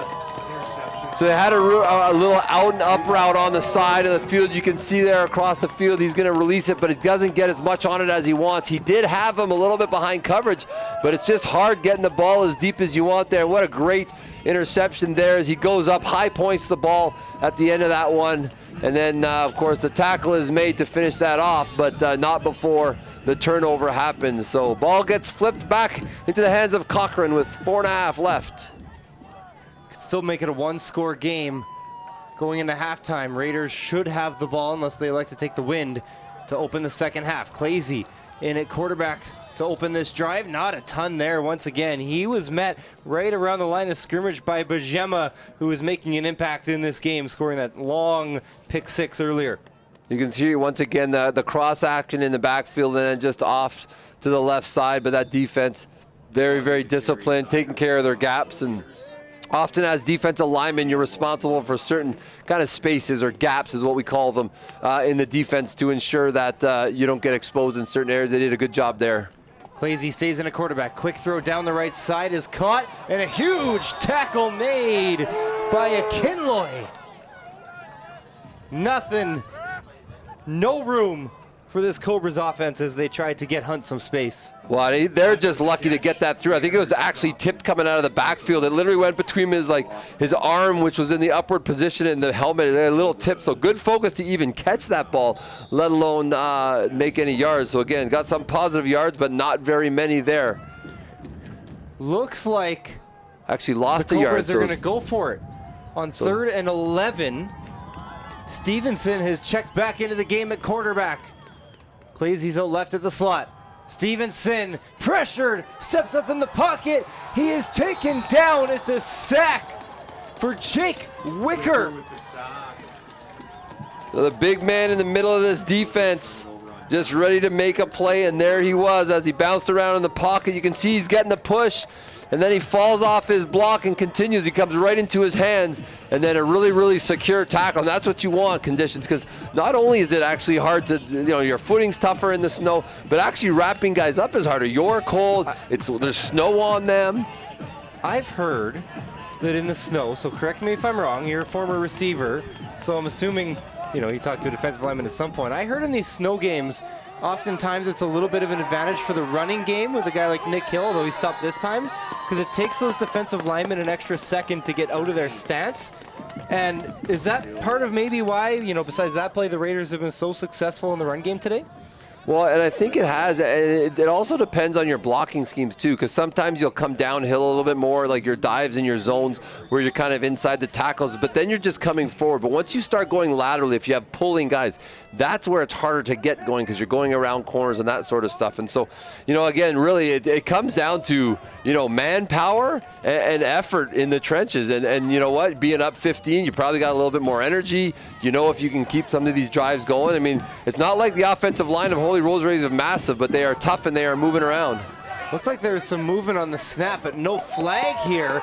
And the Cobras are going to pick up a stop. Not a ton of room there for the Raiders on either play. They were looking for Granum.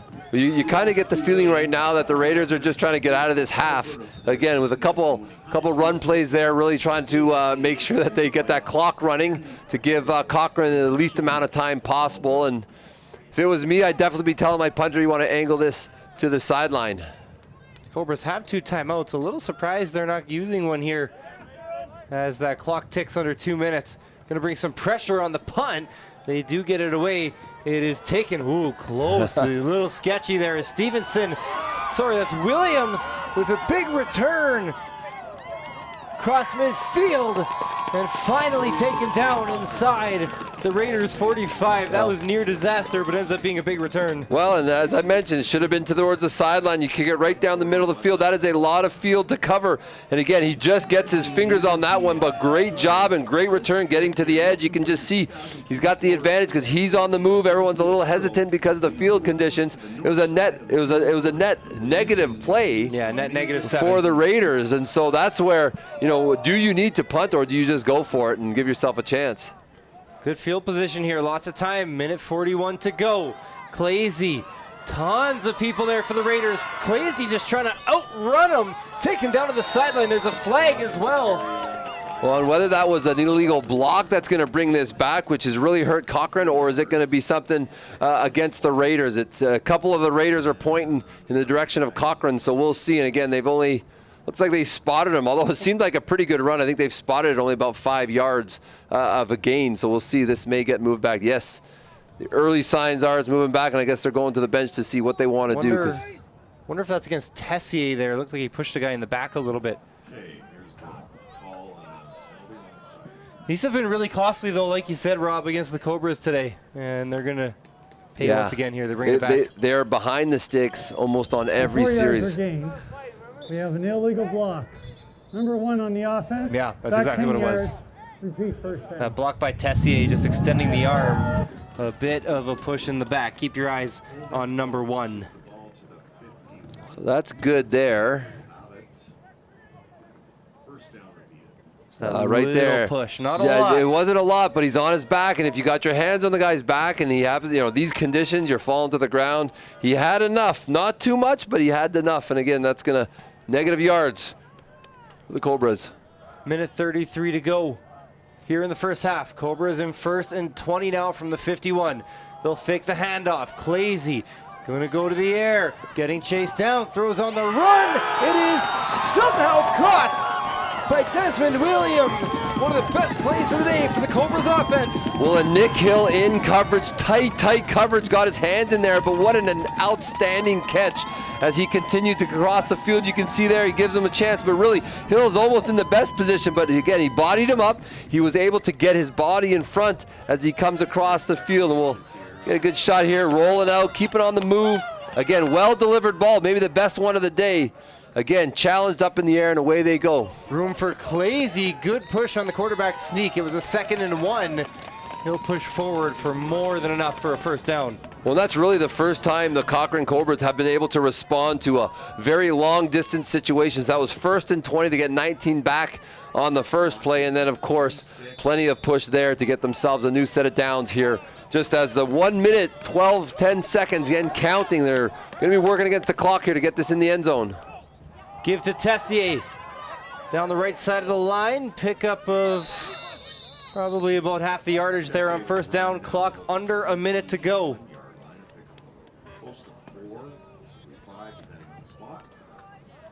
And timeouts left on both sides. We'll see if they decide to use them. They're going to wind that clock, and Cochrane's offense looking to the sideline to get the signal to get it going. But that clock is winding down. So again, looking for some points here. Obviously would like a major to try to draw this a little bit closer. Clazy back at quarterback. Looking across the left side. He's got a couple options at one-on-one. There's a flag.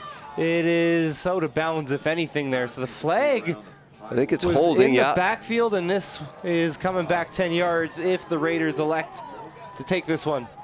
I think you definitely move them back as a coach. Again, there'd be, although it would be third down. So that was 2nd and 7. This would be third down, so you could force a field goal situation, which I'm not sure if they would take. But again, right now there's probably 2-3 plays left. Sounds like, it doesn't look like they're marching back. The offense, number 23. That penalty is declined. Third So down. it's going to be a field goal attempt coming up here for the Cobras. So I do like the call. You know what? Trying to break that goose egg before the half is important. Again, we know this defense has done some damage to teams, just keeping them out of the end zone right through the playoffs. And so again, trying to do that again. You know, getting some points, something positive to build off after they got great field position. They really need to get some points here. So again, not far from done. Anything can happen in the snow. This is critical for them. This is well within the range of Llewellyn. He could hit from probably out to about 40, but the footing a little sketchy. Kick is up and through. That's a big field goal to break that goose egg for the Cobras. 15-3 with a late score here in the first half. 30 yards off the foot of Llewellyn. Yeah, I think that got right down the middle. Or close enough. If you haven't got him already, folks, Had the leg. he's looking right by About 7-8 yards deep into the end zone, so that was good. And a win for sure. Not what they were wanting on that drive. Obviously, a major would have been what they were looking for. But again, and the Holy Rosary Raiders wisely opting to get their offense on the field right now. We'll see on the 35-yard line. Ready to operate. Maybe get about 3 or 4 plays in. Depends.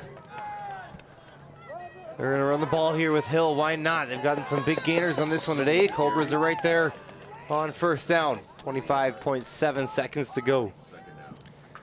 That Hill kid is tough. He is taking a pounding on these tackles. You can see even there. I mean, any tackle with 2-3 guys around you going down to a cold surface is going to be tough, but he is standing in there. It looks like they are going to let this clock wind here. A little surprised that the Cobras maybe would be asking for a little too much, but a little surprised they might not call a timeout. There are whistles now. So the timeout comes for the Cobras. He decided to stop that clock, and again, it was winding down. So after that play, there was about 25, 26 seconds left. Timeout. Cochrane. And the Cobras call it with about 9. So they can run a play here, and Cochrane can stop it one more time, forcing them either to punt it away. So I think from a strategic standpoint, I would definitely have a run play, and what I would actually look to do is see if you can get something to the edge. Not that you want to gain the yards, but you want to take as much time off the clock in this play as you possibly can. And so if you come to the edge, you can get that clock down. Maybe in a play, like 9 seconds is a long play, so you want something that takes a little while, because otherwise you're going to punt it away. And if I was punting once again, I would not give it back to him in the field of play, get it out of bounds. But we'll see what they decide to do here to see if they can take some time off the clock and not give the ball back to Cochrane. Again, getting a first down is priority, but that time is critical to not give this ball back. Hand off, and it will be a run for Hill. Down the left side, he won't have enough for first down, and that clock stops with about 3 seconds left, so the play took just over 6. And Cochrane doesn't necessarily need to take a timeout here. There is going to be an untimed down coming up, even if they don't, if they're looking to set up a return. But I think they they do take the timeout to see what they can do. And again, so here you're in a situation. So do you have a play that you can run, for sure run 3 seconds off the clock? Because you definitely don't want to go down, because that would be a turnover on downs, and then and then they would have a chance maybe at a long field or one shot at the end zone. But you want to come up with a play, maybe a quarterback where there's no exchange. You don't want to risk a fumble, but a quarterback lead to one side or the other, allow him just stretch out right to the sideline and just run those seconds off the clock. Again, you may have to take a little bit of a loss here, which at this point they just want to get out of this with the lead that they do have. So talking it through on both sides, the offense seems to be ready. They know what they're doing. They're going to talk it through in their huddle, and here comes the Cochrane defense back out onto the field with their coaching instructions from their coach from the sideline. You know, the way this game has been going, it wouldn't be exactly shocking if something crazy did happen here. High school football, you just never really want to turn your eyes away because you never know. Well, sometimes here, again, you're not typically thinking, hey, they're going to take a shot to the end zone, but sometimes a shot to the end zone is good because just the flight of the ball, the clock continues to run. Falshear under center, just one receiver out wide. It'll be a handoff to Hill. He's down. Oh. The zeros are on the clock. It was close. It was close, I think. Really tight. Yeah. They will waive the half. That was close. Almost gave him a shot, but didn't. They're going to be off to the dressing rooms now with the Raiders up. So, Cobras down by 12. They were moving the ball a little bit as they started to get it more into the hands of Clazy, it felt like, but a lot of negative plays in that first half as well. Rob, what are the adjustments that they'll have to make for the second? Well, I think finding a way to get their run game going is absolutely critical. You know, based on the conditions, the wind, they've turned the ball over too many times, and through the air, they just have not been on target downfield. They got the one PI call, which got them a little bit of a gain. Obviously, the long run was called back on a holding call, but I think finding a way to run the ball is going to be critical, but also you may be running into the strength of this defense as well. So that's going to be the challenge. Can they crack the code to this run defense and get a little bit of momentum there, maybe getting to the edge and mixing that up? But it doesn't seem like they can get the ball downfield very far, but a quick passing game, which is safe and effective, is also a good way to get some better yards on first down. 3A Provincial Championship. We are through the first half. 15-3 is the lead for the Holy Rosary Raiders.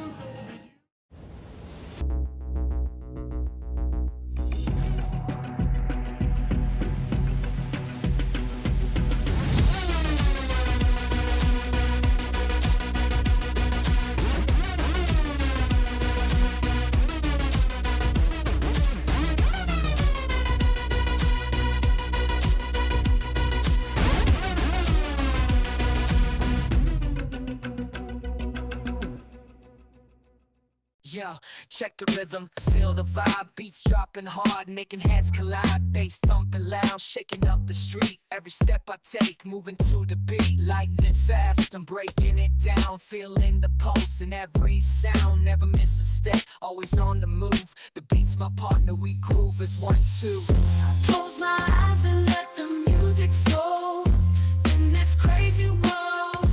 It's the only thing I know.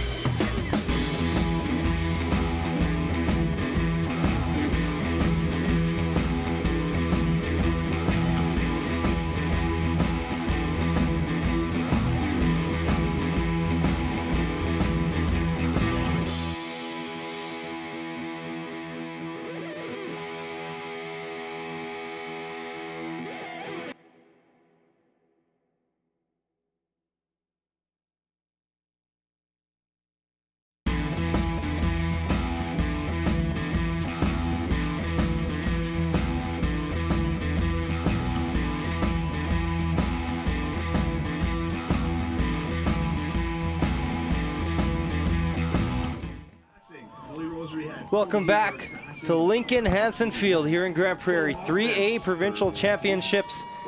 The Holy Rosary defense is playing a great game right now. It was 0 in the quarterfinals for Sylvan Lake, a 0 in the semifinals for St. Paul, and right now through one half of football here, Cochrane only putting up 3 so far in what has been a stout Raiders defense. Cochrane scoring late in that first half. It's an IC Live Procast. Connor Toffin on play-by-play. Rob Harrod on the color. It is a snowy day. It is starting to come down really hard here, and it kind of hasn't let up. It was a little on and off earlier today, Rob, and you know, it's kind of one of those games where you feel like this thing can swing at any point, especially with the conditions. Well, big plays, and we've seen some called back, but really all weekend there's been some big plays, and they've found space on the edge on both sides of these. Both offenses have found space to the edge. They just got to get there cleanly without penalties to take anything away, but there are definitely opportunities to be had by both teams here, both in the first half, and I imagine we'll see some of those in the second half. And can they do it without the penalties? Can they execute and really get to that run game? Again, the short passing game a little bit better for the Raiders, but again, not uber successful, and then Cochrane struggling through the air. But it does seem like they've realized that, and they say, hey, we got to try the run game. So they're going to find different ways to attack them through the running game. And again, Cochrane, I know, is gorgeous down in Cochrane for so long in the year. I'd try to throw the ball lots too. I think they got a new turf field down there, and everything's set up in Cochrane for the success that they've shown over really decades of football down in Cochrane, and you know, they're gonna battle back here. They had a good conversation, even watching them come out, you know, bouncing their steps, still a little bit of rejuvenated energy. Maybe got some hot chocolate in the locker room. That's what we did yesterday. We had a parent bring in some hot chocolate and just a little bit of a sugar boost and a little bit of a warm feeling in the belly, and out they come, ready to go here. Of course, Cochrane all in white, matching the field, and then the Raiders in black here as the captains come to center. There was one big swing play in that first half. It was Davin Bajema. It was a special teams touchdown, but it was also a pick six. Yeah. It was like a fake punt.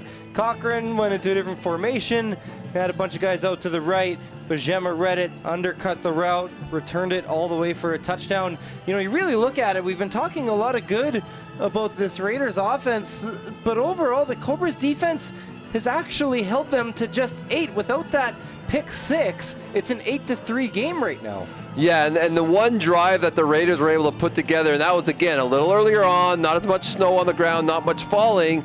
They put that one drive together. That seemed so easy. And then, yeah, you're right, the defense has stepped up big. And I think, I was going to say, we go talk to the stats guy, but I'm imagining that it is a little bit of I don't know, I still don't have the answer. Special teams or defensive play because they threw the ball. But again, like a turnover on special teams, in theory, if a punter were to throw the ball, which is essentially what happened there, it probably would be an offensive play, not a special teams play. So, but needless to say, both defenses are stepping up. Some of the conditions are impacting that. But of course, we see the Raiders. It looks like the Raiders are anticipating a possible short kick. I wouldn't doubt Cochrane trying to take something and surprise them a little bit here, but they've got most of their guys up front with the 2 deep returners there. So lots of space. Cochrane moving around. Again, Raiders seem to be on the move here, trying to figure out their proper alignment to not give up a short kick, which looks like they are maybe anticipating. They will go deep. And the Raiders, we get the first football. They're going to start the second half with the football after a return that doesn't go many places.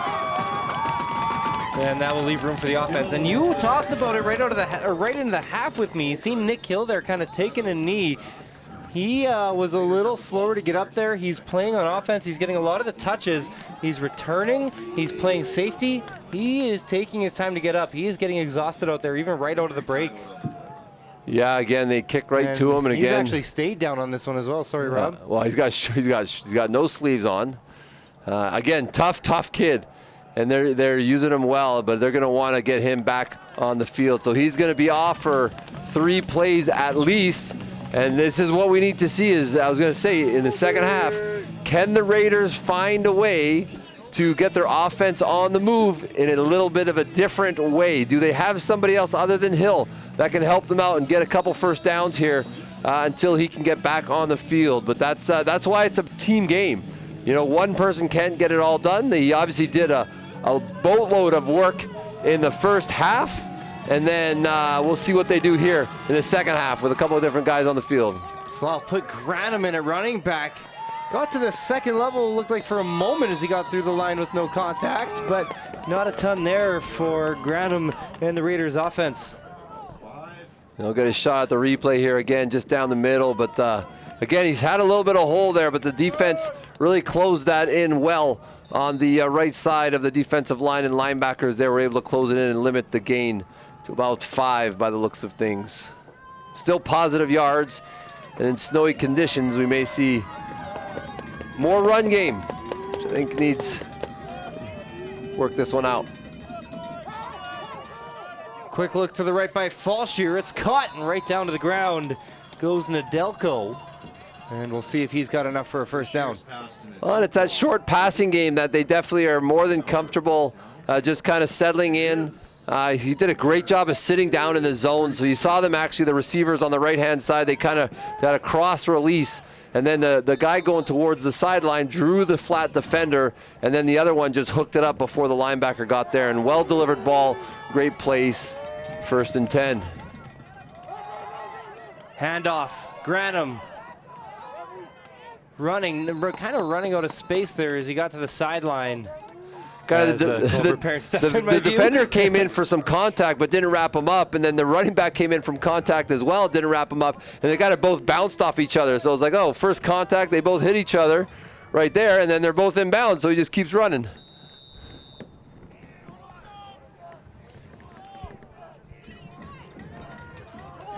So it'll go be a 2nd and 6 now for the Raiders offense. Just a few minutes gone here in this second half. Lots of room for Granum. He has broken through to the 30, running out of space and finally pushed out of bounds by Stevenson. And we were just waiting for one of those runs to break free, and it did there for Granum. So Emery Stevenson, one of a couple Stevensons on the roster there. And again, just wise decision. In these conditions, you don't want to take extra shots and risk turning the ball over. He made himself a great play. Good job bouncing that to the left-hand side, and off he goes into very positive territory for them. Steps out of bounds before he takes shots. And that's the thing, is that's where Hill has been taking a pound. Speaking of Hill, back in the backfield. And again, just a push. Gets him down there. Ball does come loose, but the play is Look at this, though. dead. Once again, just a little slower to get up. We had it noted that Granum was an absolute weapon for this offense as well, and you've seen that they were able to spell Hill for a little bit there. Well, and that's where, you know, you may want to think about doing that a little bit more, even though Hill may not go down and need to go off. But even if Hill's on the field, you can use him as a distractor as well. And they've got both on the field here in the backfield, or in the slot in the backfield. And again, that's a way you can get different guys the ball. They'll fake the handoff to Hill. Pressure in the backfield. Falshear to the sideline. It is caught. Not a big gain there, though, for Oborowski. With the catch.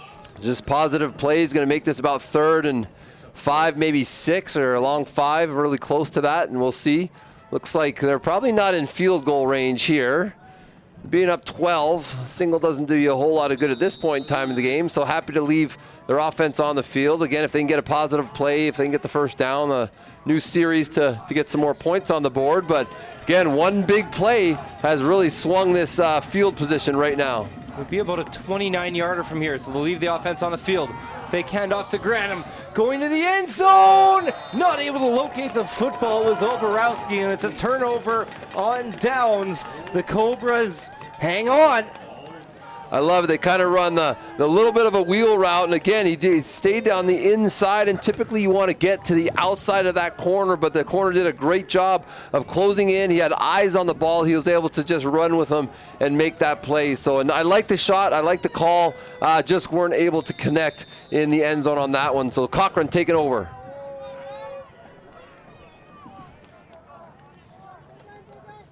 It will be Clazy, and a quarterback. A handoff is going nowhere. They got it to Tessier, Quicker on the tackle. and there were multiple Raiders in the area. You know, Tessier, a guy they've leaned on him all year. Again, trying to get that run game going. As we talked about, something they can do. But again, that defensive play right there. What an outstanding job. He shot the gap. And if he wasn't there in time, he actually had room to the right to bounce it and take off and run. But great job of getting into the backfield. That's a great linebacker play that you want to see. It was Mavridis. So now second and long, Clazy. Might have been an option, might have been a couple fakes. He's got some room. He's headed downhill, taken down across whatever yard sign that is. I think it's the 30. He is a little bit short here. The numbers have almost disappeared on that field. Yeah, third and maybe 1. So now we haven't seen a about great yard, punt game here. yard and a half. They do trust Clazy on the sneak. They'll go for it third, and that is a long 1.5. Good push. Forward progress is good to get him the first down. Definitely a good push forward, and the defense got a good push back, but definitely had the yards they needed. So keeping the drive going. Just enough. By about a yard. I love the call on second down to roll him out and just get him into space, and what a great run to get that short down on third there. And now a new set here. Clazy will stay in for now. Quick pass out to the right. Able to find the hands of Hunt. Makes a man miss. Hunt getting drugged down to the ground by Theo Mavridis, who might have made a touchdown-saving tackle, but it is a first down. Big tackle there on Hunt. So great blocking. You can see the kids are starting to slide around the field a little bit more, and it's harder to get your footing, harder to get off blocks. So good job blocking by the receivers there to give some space and get another first down. Clazy still in. Offense is looking good right now. Tessier lowering the shoulder, but can't quite get it through Isaac Yerke.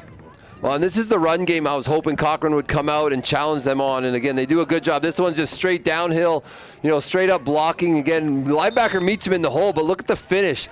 Look at the finish on this run. Legs are churning, getting the positive yards. That's what you want to see. 2nd and 7. Clazy's going to throw. It's a little high for the receiver. We do want to thank the Sport, Physical Activity and Recreation branch of the Ministry of Tourism and Sport with the Government of Alberta, who's a funding provider to the ASAA. The funds received from this area of the government are put towards enhancing the quality of life for Albertans, and it looks like the Cobras are going to have to punt it away. You can see it was a little bit high, but again, that may have been due to the pressure. The defensive lineman you just saw in that replay come into the screen and the vision of the quarterback, so probably had to release it a little bit high so it didn't get blocked down, but too high for the receiver to go up and get. Cobras in max protect. No gunners on this one. Decent kick off the foot of Clazy, taken just outside the Cobras 30 by Granum. Short return before he's angled out of bounds. And he's doing a great job of saving his body and stepping out of bounds. And I know sometimes it's like, hey, you gotta go run somebody over, but in a game like this, you gotta preserve your body. This has been a long season for these guys. They started back in August. They've been grinding through the season. It's a lot of games for any player, let alone high school players. There was a flag on that near sideline out of our sight line. Wonder if that came as Granum was headed out of bounds. They're moving it back. They're trying to find the yard marker to begin with, and now they're trying to move it back. Back 15 yards. First down. I didn't get the number, but I did get the unnecessary roughness. So again, the field position battle continues here. We're locked at 15-13 for the Raiders, but the negative plays on penalties is not helping the Raiders on this drive, as the Cobras got a little bit of movement there with their offense. They'll start on the 23, handoff to Hill. That is just some physical football in the cold. You see the snow flying up everywhere. What I'd like to see from the Raiders is they've used Hill so well running between the tackles, is maybe getting him coming forward with a little bit of play action, and then maybe a reverse by one of their slot backs or a different running back coming the other direction, because Cochrane is dialed in on Hill in the backfield. Fallshear rolling to the right. Has some room in front of him. Now pressure, gets the throw off. It is complete to Weber. Really hard to see where this is. Are they going to be short?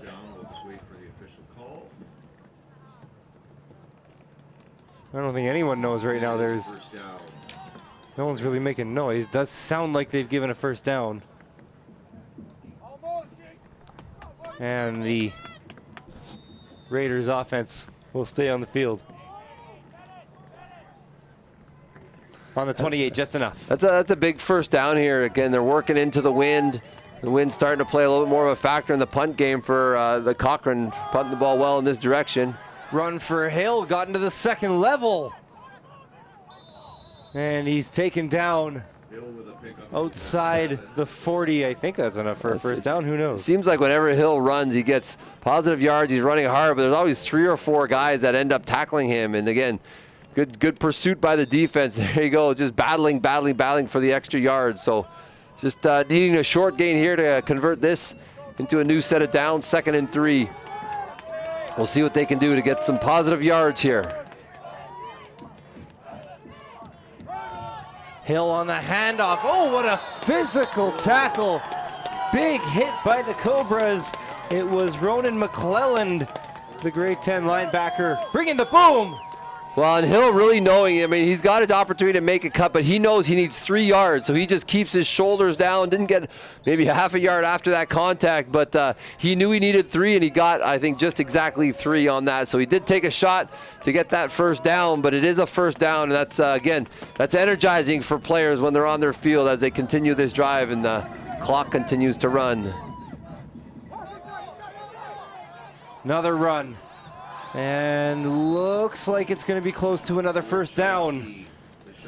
And that time now is starting to become a bit of a factor here. Cobras down by 2 possessions, and the Raiders have already used up 3 minutes on this drive. You know, it seems like the Raiders have found different ways to get different athletes the ball, which I really liked at halftime. And I think if they can continue to do that, they can be successful, keep this drive going. But again, they're getting into that second layer of their offensive playbook. So they're working certain things, and then they go to the next level. And that's what they did here. And again, this is not going far. And 1, they blew forward progress down before Hill was taken down, so this looks like it's going to be short of a first down here. I don't even know if I should be trying to guess if it's a first down anymore, Rob. It is so snowy. We just got to wait, because then now, I mean, even if they do, they got to still find the lines if they want to get a measurement. So they're having a conversation here. Just confirming the spot here. It's close. Yeah, they're going to talk this one over. It's one of those things that you don't see in regular football, so to speak, but once the snow is out, they are motioning that it's a third down. Well, the Raiders haven't had a whole lot of trouble getting at least a yard. So again, knowing the punt situation, you got a snap, you got a ball flying around. Likely, looks like they're not changing anything other than bringing in a little bit of a heavier back. See if they can get this first down and keep the drive going, but maybe more importantly, getting that clock running, continuing in here in the third as we wind down to the last couple minutes of the third quarter. 3rd and inches, quarterback sneak. Not a good push for the Raiders. The Cobras think they've made a stop, but it all depends on where that spot is. We can't see the yardstick from where we are, Rob, so we're not sure either. Oh, can't see the lines, can't see the yard markers. First down, Cobras. Cochrane. There you go. You got it. You got the call, and they were there. They were close. They were pretty confident in the call. Again, I did not see a lot of movement, and it's hard to tell because we don't know how much he needed to get, but he probably got to what looks to be, based on that, I think that's a yellow line, so that makes it midfield. He got that far, but needed more than midfield to get the first down. So Cochrane back in control of the ball here on offense. This is just absurd, and Rob, good news for us, that snow is just going to keep piling up as the day goes on if this continues. Here's a handoff to Fisher Lynn, trying to find some space for one of their depth options that they haven't given any looks to, but the Raiders were all over it.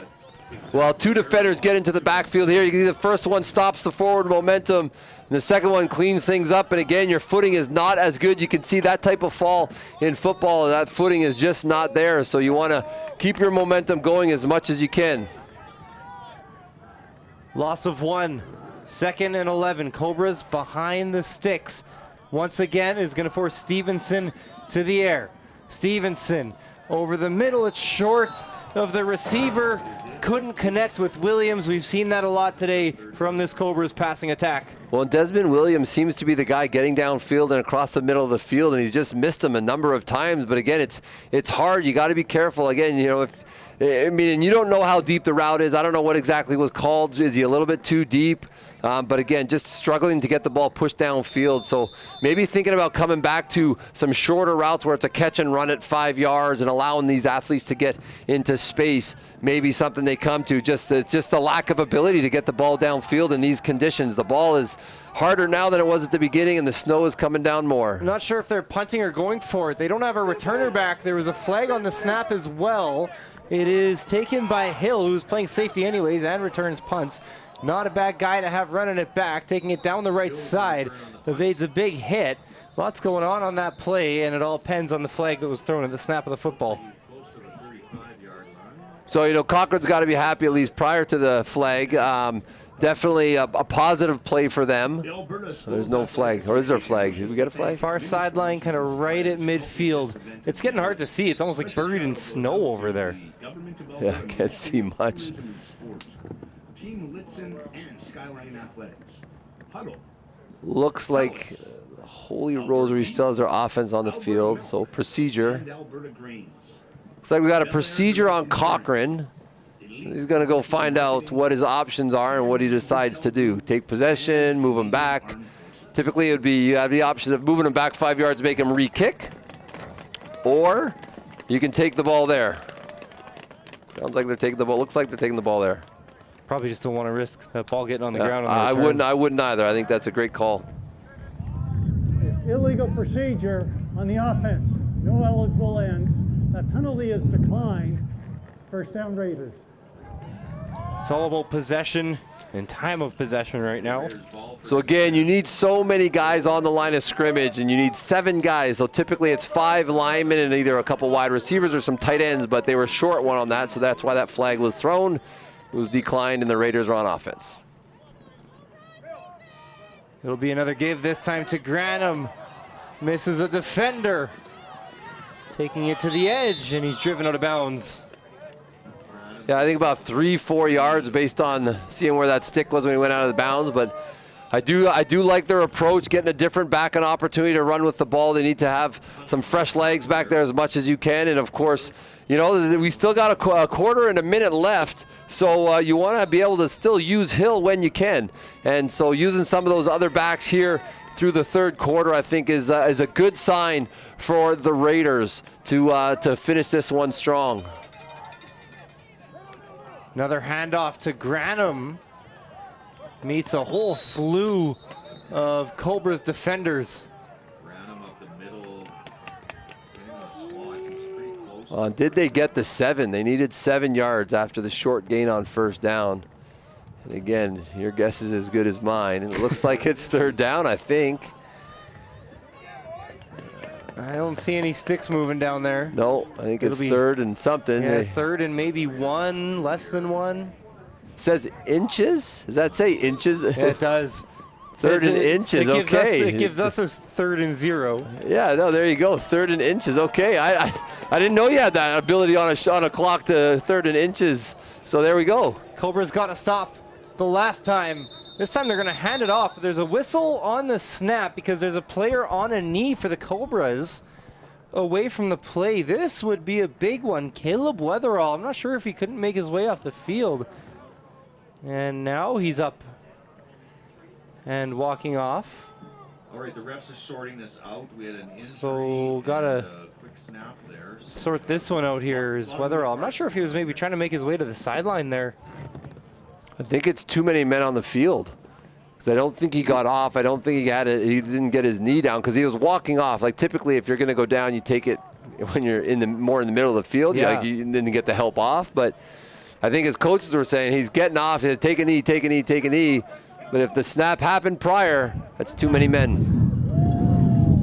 Illegal substitution on the defense. We're going to go up 10 yards, automatic first down.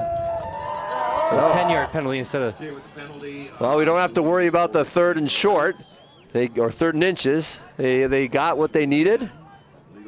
Oh, there you go.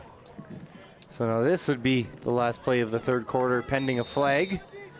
Raiders looking to just keep possession right now. This would be maybe one of the last times this game where you could feel good about going to the air if they were able to keep this lead. Well, yeah, you mean the Raiders, you know, they're that last play into the win, and again, the flags are a little stiff.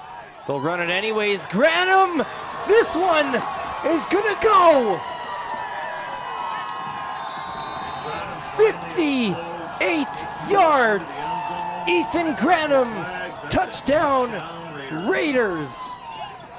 And that is going to be tough on this Cobras team. Again, just battling in this to try to get back into this one. And then he springs one. And you talk about fresh legs, right? And then you get a new back into the game, a new back taking the reps. You see Hill still on the field, but he's playing out of the slot now. And of course, he busts that one and gets the pay dirt in the end zone. And here they go, lining up for the convert. So 21-3. Of course, pending what happens on this convert here, they can add one more to that total, but pinning it in the pile of snow. Convert is up, just a little chip shot. Bit of a flop shot off the foot of the kicker there, and that will bring an end to the third quarter. So huge momentum lift there for the Raiders as they pop this one into the end zone. You can see there just bouncing it through and outrunning them. The footing for him looked nice and solid on his way to the end zone there. And defenders not able to catch up or grab him on the way by. So Raiders jumping out to a bigger lead now with 1 quarter left to play in this first of a triple header today that you and I get to call all day long from behind the glass. Every single second of action right here. After 3 quarters, Raiders up on the Cobras 22-23.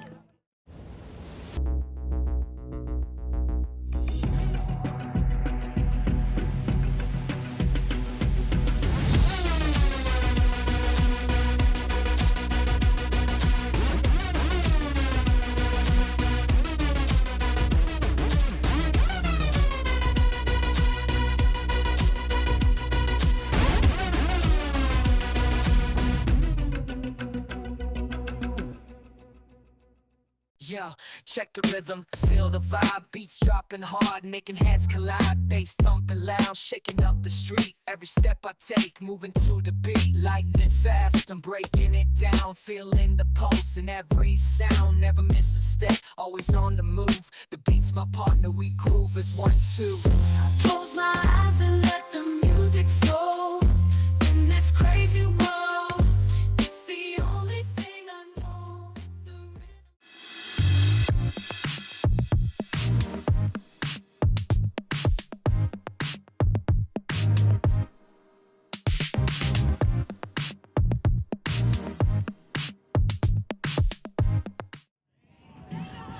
Chilly day here at Lincoln Hansen Field. It is -12. The wind is sitting at 15 kilometers an hour with gusts up to 26. And there is not a better day to be in an announce booth behind glass and not out on the field. And there's not a better day right now to be a Raider, up 22-3. Cobras need a big play, nearly got one there on the return from Desmond Williams, but kind of has been the story of this game for the Cobras. There is a flag behind the play. Well, and Ethan Granum, what a great job of getting through traffic to make this tackle. Again, good return, maybe aided by a penalty, but you can see here just the pursuit as he bounces this. There's a lot of space in there. But again, the pursuit and the speed, able to wrap him up and get him to the ground. And you talk about as a kid and playing in the snow, you get a face wash. That's about as close to it as you can, I think, as he took him down. We have an illegal block. 9 white on the return team. Going to go back 10 yards. First down. Those have been a big difference in this game. You know, it's been a struggle for the Cobras offense, but you think they might have more points on the board if it wasn't for all those penalties. Yeah, you know what? That's killed too many of their drives, and they've had good drives in good field position, and then it's one penalty here, one penalty there, putting them in first or second and long, and they just haven't been able to convert with the passing game not working today. Quick flip to Clazy, and Raiders are able to contain him. I think they might just look to get the ball in some playmakers' hands right now, Rob, and that's a play that they're hoping can go for a big one. It's a battle of the clock right now. I mean, obviously the Raiders defense has done an amazing job, and now they're battling not only the Raiders defense, but the clock that's just going to continue to tick away here. And they need to find a way to make a play. And I know you want to put a drive together, and that's what they're going to have to do. Could try to get a couple first downs, take some shots, but their shots downfield just have not been working. So they're going to find ways in the run game to see if they can do that. They'll fake the sweep to Clazy, give it to Tessier, lowering the shoulder. He needed about 5. Not sure if he got it. He's going to be close, but I think I think it's third down, and the official on the far side of the field came running in to get a good spot, and I think he took a stumble there coming in on the snow, and so that's you can see the snow gathering in different spots on the field. They're going to have to go for it. I'm assuming that's Clazy on the sneak. Got a bit of a push forward, and once again, they needed about 1 yard to get to the 20. Not sure if he got that or not. And they will give a first down to the Cobras. They need a touchdown on this drive. No other option for them right now. Honestly, if I were the Raiders, I'd be like, if we can keep you underneath, you can have a 15-play drive. You're going to lose so much clock time. Right now, it's about, they're just like, don't give up a big play. That's all this is. You don't give up a big play in this game, this one's done. Stevenson pitched it ahead. That's going to be an incomplete pass. Incomplete pass on that one. It was not a handoff attempt. Little forward little shovel there. He's going by, and that's why you do that. Exactly why you go the shovel, because if it doesn't get there for some reason, it's just incomplete. So not a negative play. I mean, not a positive play, but you want to get that ball downfield. So 2nd and 10, keeping their own end still. Stevenson looking to the left, feeling some pressure. Ball out. It's a one-on-one jump ball. Clazy's got it.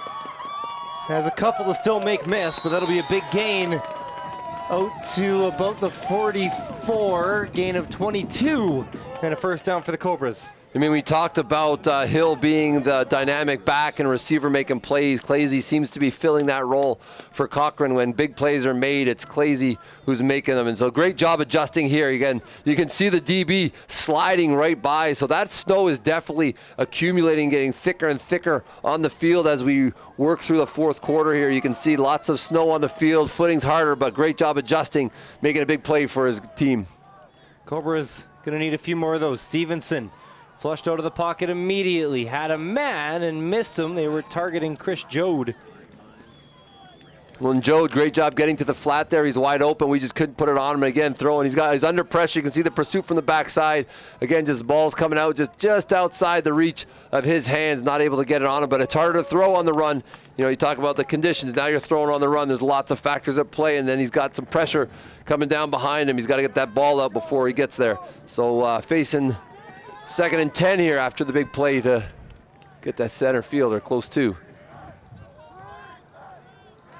Stevenson looking towards Clazy. He'll go underneath. This time he's able to connect with Williams. That'll be a first down.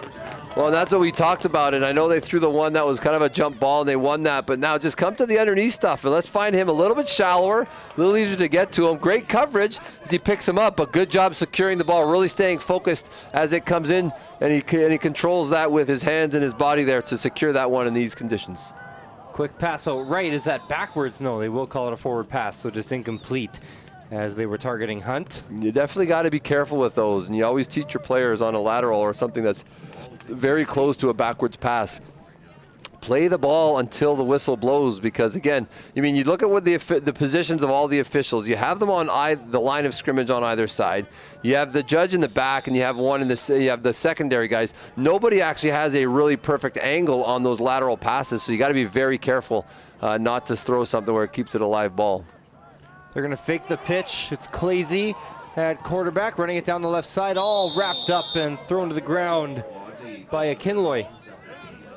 Yeah, Kinloy's been all over the field. I think he was the one that almost got that touchdown on the block / weird or field goal play. But again, he's been making plays. Great athlete out there, making well work.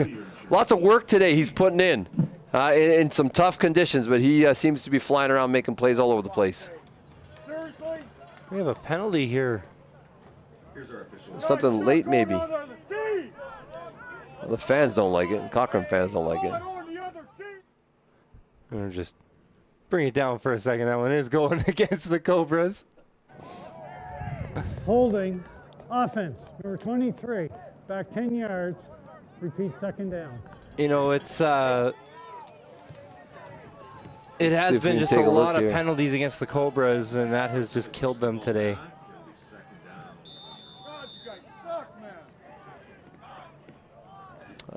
Not sure what anybody saw, parents or fans. Stevenson going deep to Williams. Incomplete. That was one of the better throws of the day for Stevenson, but Williams was well covered. Well, yeah, and finally Williams is not wide open down the middle of the field. You can see here he kind of had the high defender, and then again falling underneath. Great play on the ball. They both were tracking it. And again, couldn't win that jump ball battle there. And again, now they're third in a long ways here. He needs another throw like that. He needs to get it going. He needs to be able to put his foot in the ground and take a shot deep here to one of his receivers. But of course, the Raiders very, very soft on this in their secondary, trying to keep everything underneath. Stevenson feeling pressure over the middle. It'll go incomplete.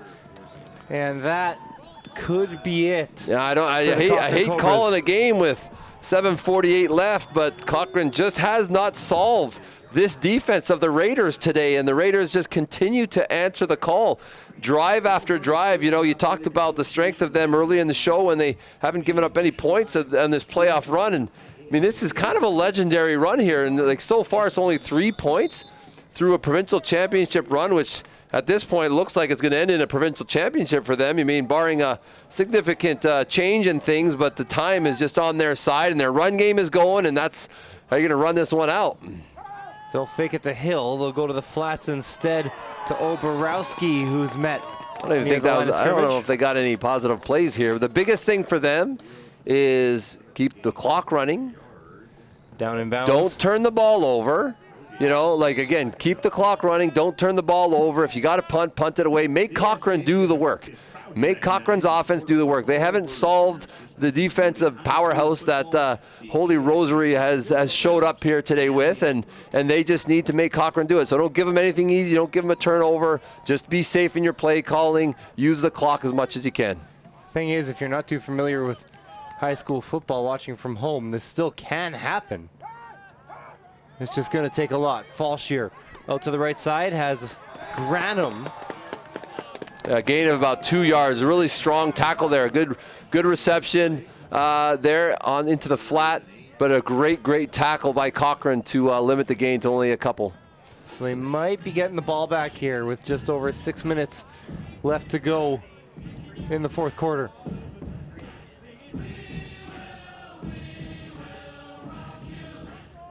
Raiders will be content to punt it. No doubt, and now it's all about a safe punt. Like, let's get the snap, let's get a punt off. I mean, again, I'd angle this. You get 15, 20 yards, angle it towards the sideline, which is exactly what he does. Gonna take a Raiders bounce. Well, and that is a great punt. Like, again, gaining 15, 20 yards. I think you probably get 35 or 40 on that one. The ball was on the 46, and it looks like it's close to the 10 if my whiteout lines are my guess is close. But outstanding job. What a punt.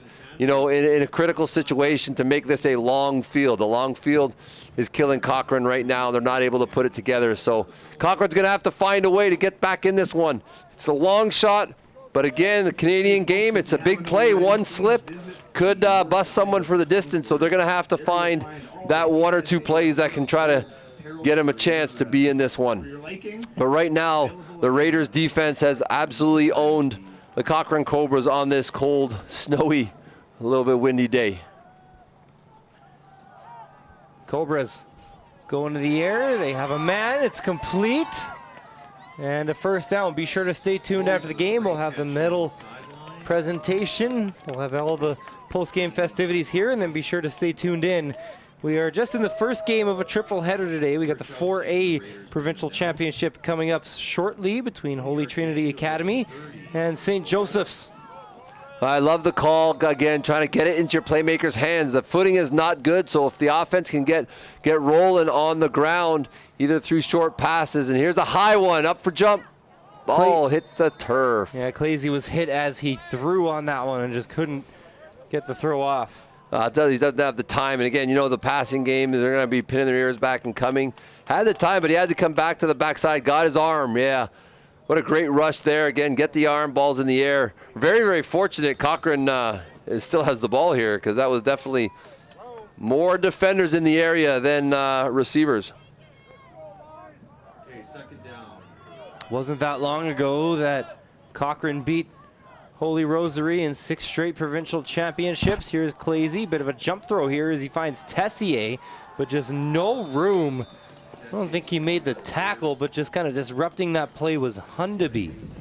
I mean, they continue to come out with a great play selection, but, you know, this defense is just absolutely dominating. They are every spot they need to be.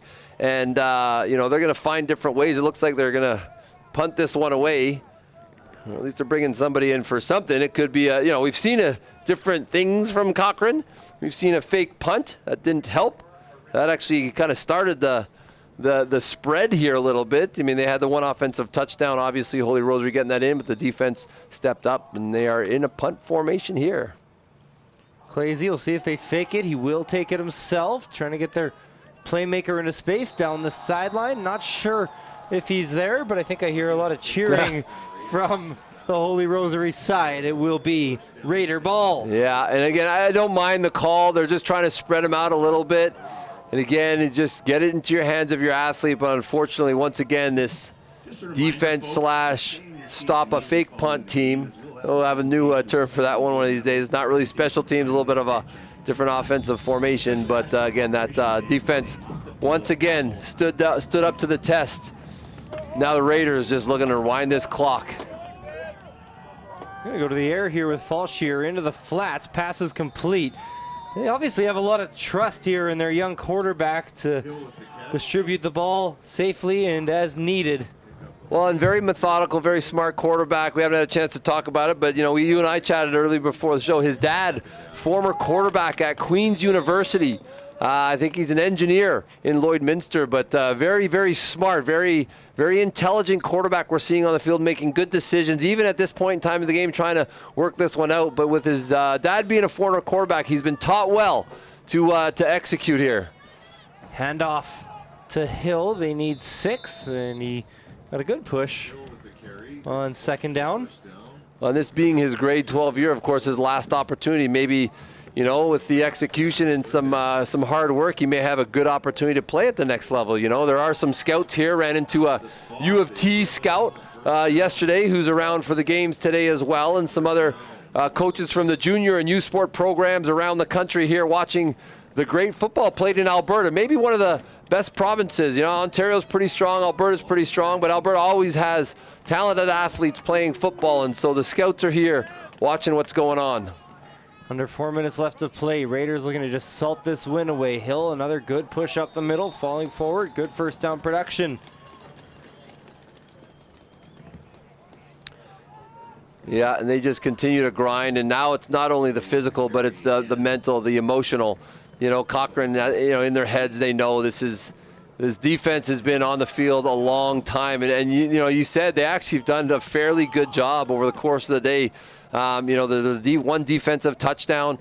Again, one touchdown early they gave up, but since then it's just that big play in the finish. They had one big play, and that's been the spread here. So the Raiders happy to grind this one at the great field position here. I have no idea how far they are from the goal line. Yeah, I don't know. It's too much snow on the field to even guess that. Well, it says it's at the 8, but I think the down and distance guys are struggling too. They needed 2 on that play to pick up a first. They got to push. Yeah, so we were talking earlier today, and just kind of for people that might be watching the whole game today, and as it goes on, does it make it difficult, more than just footing-wise, but just as a receiver maybe, knowing where you are on the field and knowing where to make your cuts, as a defender, knowing where you're at on the field? If you're at the boundary, you can't make a hit, right? Does it make it harder on those guys? It definitely does. You got to be so mentally tuned in to understanding where you are, and even at that, you know, you can be super tuned in and you still may not know. So here we go, first and goal. They will give it to Hill over the middle again, not a ton of space, and I think we can see where the goal line is. Didn't quite get there. Yeah, didn't get there. I think we hear a little bit of an eruption in the crowd if they do get there, and of course the officials will be on the spot there. So it looks like they gained about a yard. Now it's 2nd down on the 5. Goal to gain. We are below the 3-minute warning. Raiders just taking their time right now as that clock ticks down.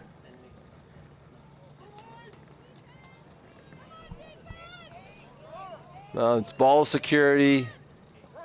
Falshear going to go to the air, looking for Hill. It's intercepted. Cobras on the return. They pretty much need to take it the whole way. Big play for the Cobras defense. They'll hope it's not too little, too late. Nice play, though, to prevent the touchdown by Tyson Northcott. Well, and they've done this a few times, and instead of they want to go to the short passing game instead, but such a risky play at this point in time. Like, why give them any opportunity? Even if you just ran the ball up the middle, you know, 1 more time or 2 more times, you know, you talk about the difference between a 107-yard field and even a 70-yard field. Again, that's just a total guess based on the snow in my my vision. But, you know, like, I mean, it's a big difference. Now we got the ball on the ground 1 more time. A huge negative play for the Cobras offense. Right to the backfield was Theo Mavridis. He's popped off a couple times today. I'm sure player down here for the Cobras. Sure, this defense was excited that someone made a tackle on that interception, because they've only given up 3 points. You don't want to get a touchdown return and that offense give up some points, but tough tackle there, and again, tough, physically tough, emotionally for this Cochrane team. You know, they have battled, and the expectations on the Cochrane Cobras and their organization, their program is very, very high. They've had success. I mean, getting here is successful, and then they've won this championship a lot. But this day belongs to the Raiders. It belongs to all the guys who have grinded it out, both on offense and defense. The offense has got it done when it needed to, got some points going on the board. The defense has pitched in and has done an absolutely outstanding job to shut down this Cobras offense. That was Desmond Williams, the ball carrier, who got hit hard and was slow to get up on that last play. He's walking off under his own power.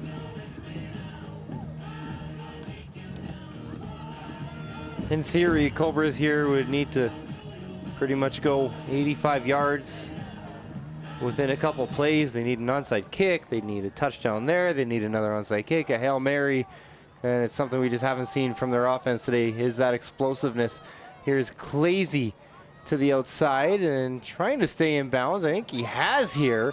Clazy somehow picking up maybe about 15 extra yards from where he could have went out. You know, I love the effort. I love the effort down the sideline. You mean fight right to the end. You know, the game's pretty much out of reach now, but he will not give up. Continues to battle, continues to go, will not go down, refuses, taking the whole team. But again, that team approach on defense has got it done today. We'll see what Cochrane can do to see if they can keep going here. It is a first down. Gain of 16. Stevenson, the flip to Clazy. Ball's on the ground. Clazy gets hit hard, and that was all for naught after the drop, because that was a flip forward. I don't know if that was a flip forward. I'm curious to see here.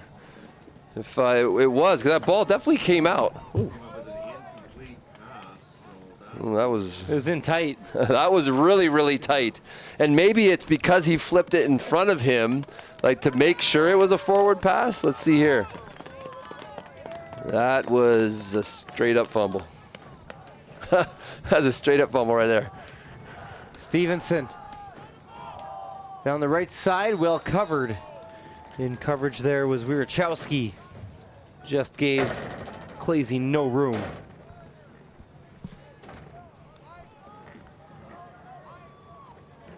Yeah, just the good coverage. They've got the help over the top.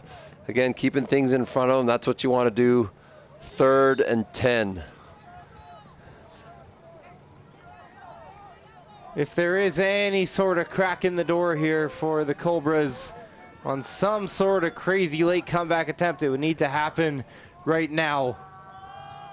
Stevenson flushed out of the pocket. A defender has an arm on him and gets dragged to the ground. It's a sack for Jace Zidar. Yeah, one of the 2 bookends on their defense that Coach highlighted for us. Just wreaking havoc out there in the backfield, getting rewarded for the efforts in this snowy day. And, you know, mentally right now, the Raiders, they don't care what the weather is. They don't care how cold it is and how much snow is on the field. They know they've got themselves a provincial championship. As this clock winds down, 1:22 left. Expect to see a little bit of a dose of, well, I was going to say a run game as soon as he throws the ball, but short passing game, keep the clock running, get themselves a first down or two, and this one is going to be in the books. Look at Denham Weber just fighting for more yards, even up by this much. That should be good for a first down. That's what I like to call provincial championship energy and effort right there. He knows he's got himself a provincial championship. 2 hands on the ball the whole time. You can see not once did he get 2 hands off the ball. Ball security, ball security. Gets rewarded with a first down. They keep this offense on the field to wind this one to the end. Minute to go, and the Raiders will be 4A provincial champions. Apologies, 3A. And that run will go not too far. Second down coming up. And again, no surprise there.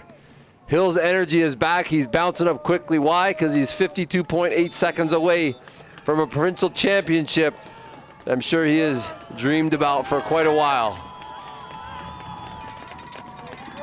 Raiders have won the last 2 provincial championships. There is a big rezone, re-tier that happened before this season, so they were avoiding the Cobras after it was 6 straight Cobras wins. And then, you know, you thought maybe the Raiders didn't want to see these guys again after all the heartbreak, but they have slayed the Cobras tonight.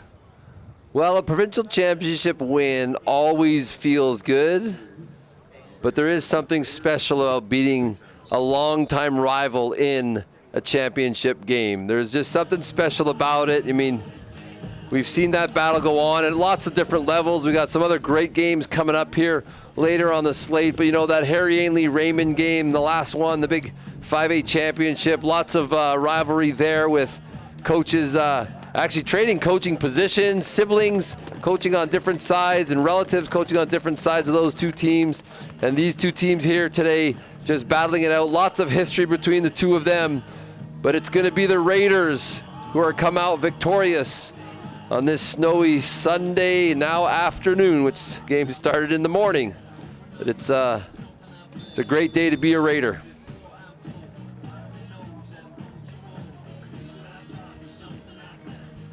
That clock's just winding now. We're under 20 seconds. I think they will have to take a snap. It is 3rd and 12.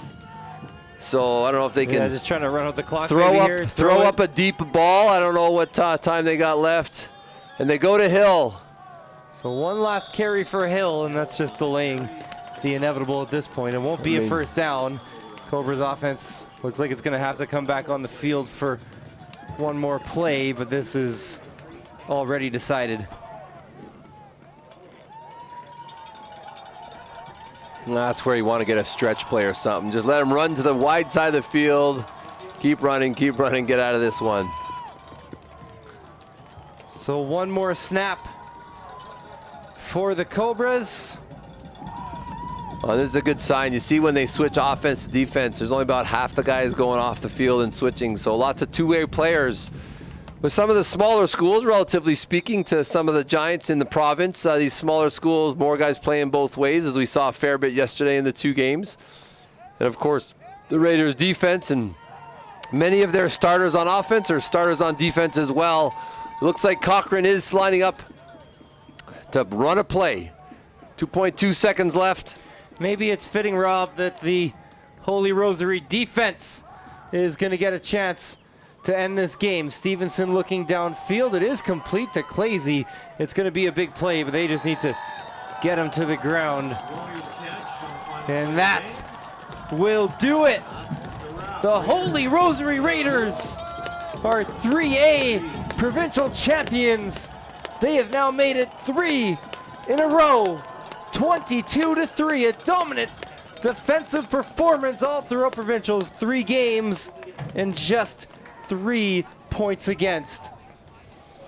Well, how sweet it is to play a competitive team like the Cobras, but it just wasn't the Cobras' day. Their offense never found their footing on this snowy day, and the defense just dominated.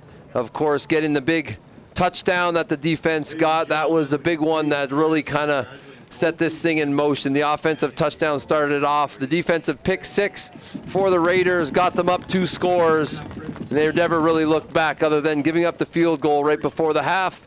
It definitely was not enough on this day. So as you see, the teams, the coaches addressing their players, 2 different feelings for sure. Heartbreak on the side of the Cobras, but the Raiders, absolute jubilation and celebration after a hard-fought, not only day but year, and we talk about that defense, can't say enough. Only giving up a field goal in their entire provincial run is something pretty special that goes down in the books as an outstanding defensive performance.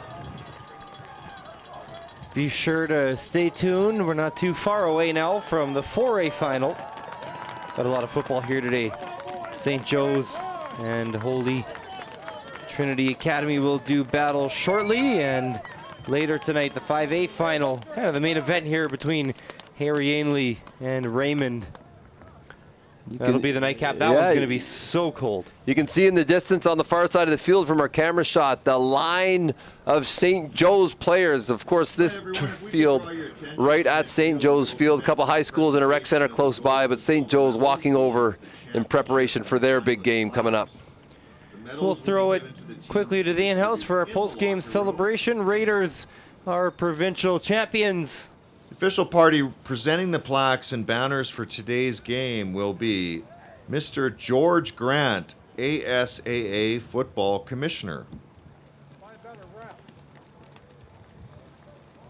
And Mr. Dave Sangsa, Director of Operations for the ASAA.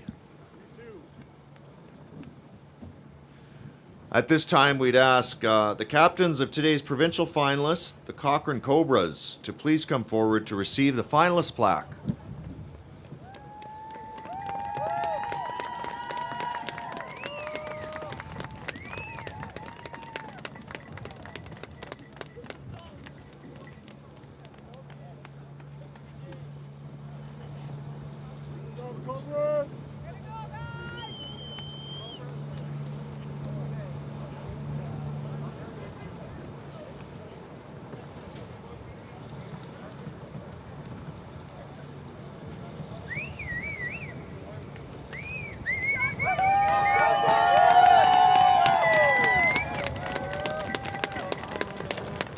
And now, would the captains of the provincial champion Holy Rosary Raiders please come forward to accept the 3A championship plaque and banner, emblematic of provincial supremacy at the 3A level in the province of Alberta for 2024.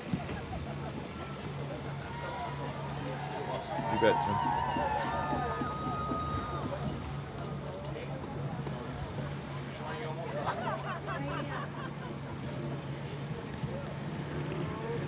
Who's the guy that takes the photos of the team? Jeff Burke.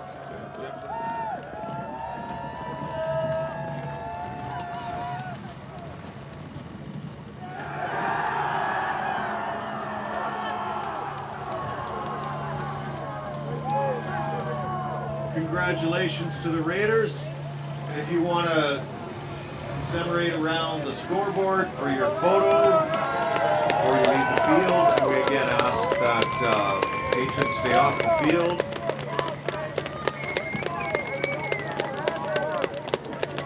Thank you everyone for coming today. Of course, we got Celtics and Knights coming up in about an hour's time. For everybody from Cochrane and Lloyd, safe travels home. That'll do it. Hopefully you enjoyed your stay here In in the the 3A Provincial Championship, the Holy Rosary Raiders defeat who have been their arch nemesis from the north. Raiders 22-3 are 3A Provincial Champions.